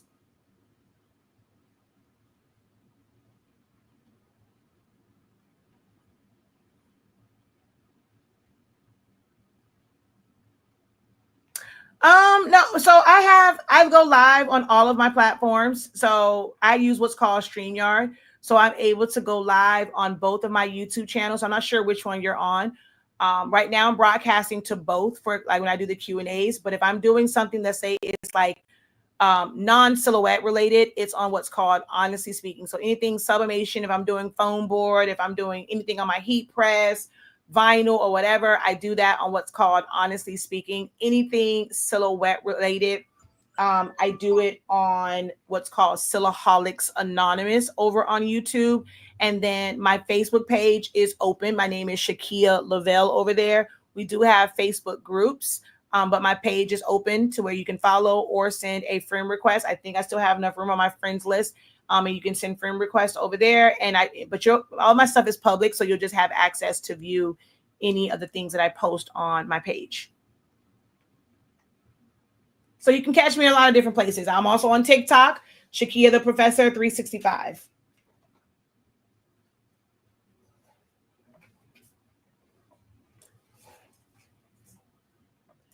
I think I have an issue because why do I have a Cricut and a silhouette, and the silhouette gets no work because I don't know how to use it? Y'all pray for me. So a lot of people got their Cricut thinking that, I mean, not the Cricut, the silhouette, thinking that they had to have the machine in order to utilize the program. They thought that the program came with the machine and did not realize that you can just utilize the program. Although I have 7 cameos, you don't see me do a lot with them, like full on stuff. Like back in the day, you kind of saw me do a lot more with. You watch the older videos, but it's really the same, you know. And I prefer my older machines. I don't do a lot with the 3. I never really use. It was just for demonstration purposes only. I never really used that one. So when people had questions, unless you ask a specific question, I was not pulling that thing out. My 4 I kind of sort of use, but I don't use the auto blade. I use a ratchet blade. Some people don't like that because they don't want to change their settings. I am one where I change mine. Half the time I can't find my auto blade, so sometimes it is hard for me to answer questions because I don't use it. I can't stand all that tapping. But a lot of people thought that they had to have the machine in order to use the program, and that's just not the case. You can use the program separate of the machine. You just cannot use the machine separate of the program. I have a lot of my students that learn Silhouette Studio, so they have freedom to create amazing, amazing designs. They save that as a SVG, and then they take it over to Cricut Design Space to be able to cut. Or they're going to save it as a PNG, and then they're going to take it over to Cricut Design Space to do a print and cut. And then I have people where they're not using it. They use it as a standard design, a standalone design program. So it's okay if you're not quite using it, if you don't have a need for it. There are some, they prefer to cut their regular like cardstock their HTV, their adhesive vinyl, all those things. They prefer to do it on their Cricut. They like the way it cuts better. But when they want to do a larger print and cut, that's when they'll bring out their cameos. I have a Caesar Romeo. I don't use it all the time. I don't feel any type of way about not using it. I have it, and when I need it, it's there for larger cuts, but I don't feel the need to try and use it every single day. My cameos do the job. And you should feel the same way about your Cricut machines. I've had the Cameo 4 for over a year and a half and took it out of the box and put it back in. Never cut with it once. But I'm guessing you have other cutting machines. That's why you're a Cricut user, right? Those who come from another machine, it is harder to adjust to the newer machine until you have a need for it. Like I said, larger print and cuts. I have some students that they don't bring out their silhouette until they're making grad fans, so they can do the bigger print and cuts. Other than that, they don't really need it. I don't use, like I said, I don't utilize my Caesar. I have this big old Caesar Romeo. I maybe use that once or twice every quarter. I don't use it a lot. The Cameo 4 is okay, but like I have all of them. So I prefer my Cameo 2 and my originals over the 3 and the 4. But if that's the only one that most people they've had, it's a great machine. And some people who only experienced the 3 or that was their first machine, they love it. Coming from someone that's had the originals, the 3 is not my favorite. And with the 4, if it's Bluetooth, what drives me crazy is you go and you cut, you have to keep waiting for it to sync, and I can't just cut. With the other ones, when I'm hardwired in, I literally just go cut after cut after cut after cut. There's no break. So with these newer machines and the Bluetooth, and once you cut, you got to wait for it to find it again and sync it. That ish is annoying.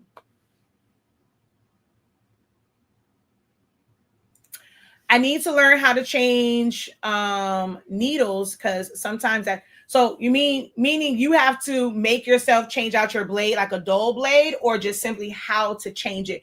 Because you don't like, if you had a Cricut, you're not going to be able to change out just the blade or the needle, that's in there. You have to change the entire, it comes as a whole like assembly, and you just get a whole new one. You cannot change the blade itself. You have to purchase the entire auto blade or manual blade assembly. Oh, it's 1:50. Shoot, I'm late. All right, y'all. I gotta go pick up Zion Imani. Couldn't get it to cut at all. That's where First Cuts is. I just did a one-on-one session with someone, and her issue with cutting, it was simple as her blade was not seated properly. I showed her how to make sure the blade is down, and we got a perfect cut. So some people, their issue is they don't have the blade seated properly, and that's literally the only issue. So, but I gotta go, y'all. I gotta go pick up the little person. Thank you guys so very much. We are located in South Florida. But thank you guys so very much for joining. Thank you for my therapy session. Until next time, have a great one. Continue to unlock your creativity and be incredible. Need to know how to make sure the blade's down. Enroll in this. You'll see it here because we did go over the 4 here, but we're going to have another live class. I do my classes live via Zoom, and you'll be able to attend. So go to the website, purchase First Cuts. You can watch the old classes and learn from it there. And then when we have the Zoom session, you will get an email that, hey, a new Zoom session is coming up. Come on, go over to your dashboard, register for it. And then you can bring all of your questions, share screen, show your machine, all of those things in the session, but enroll in it now. Okay. You are very welcome. Thanks, Hans. You're welcome, guys. All right, I gotta run. Peace.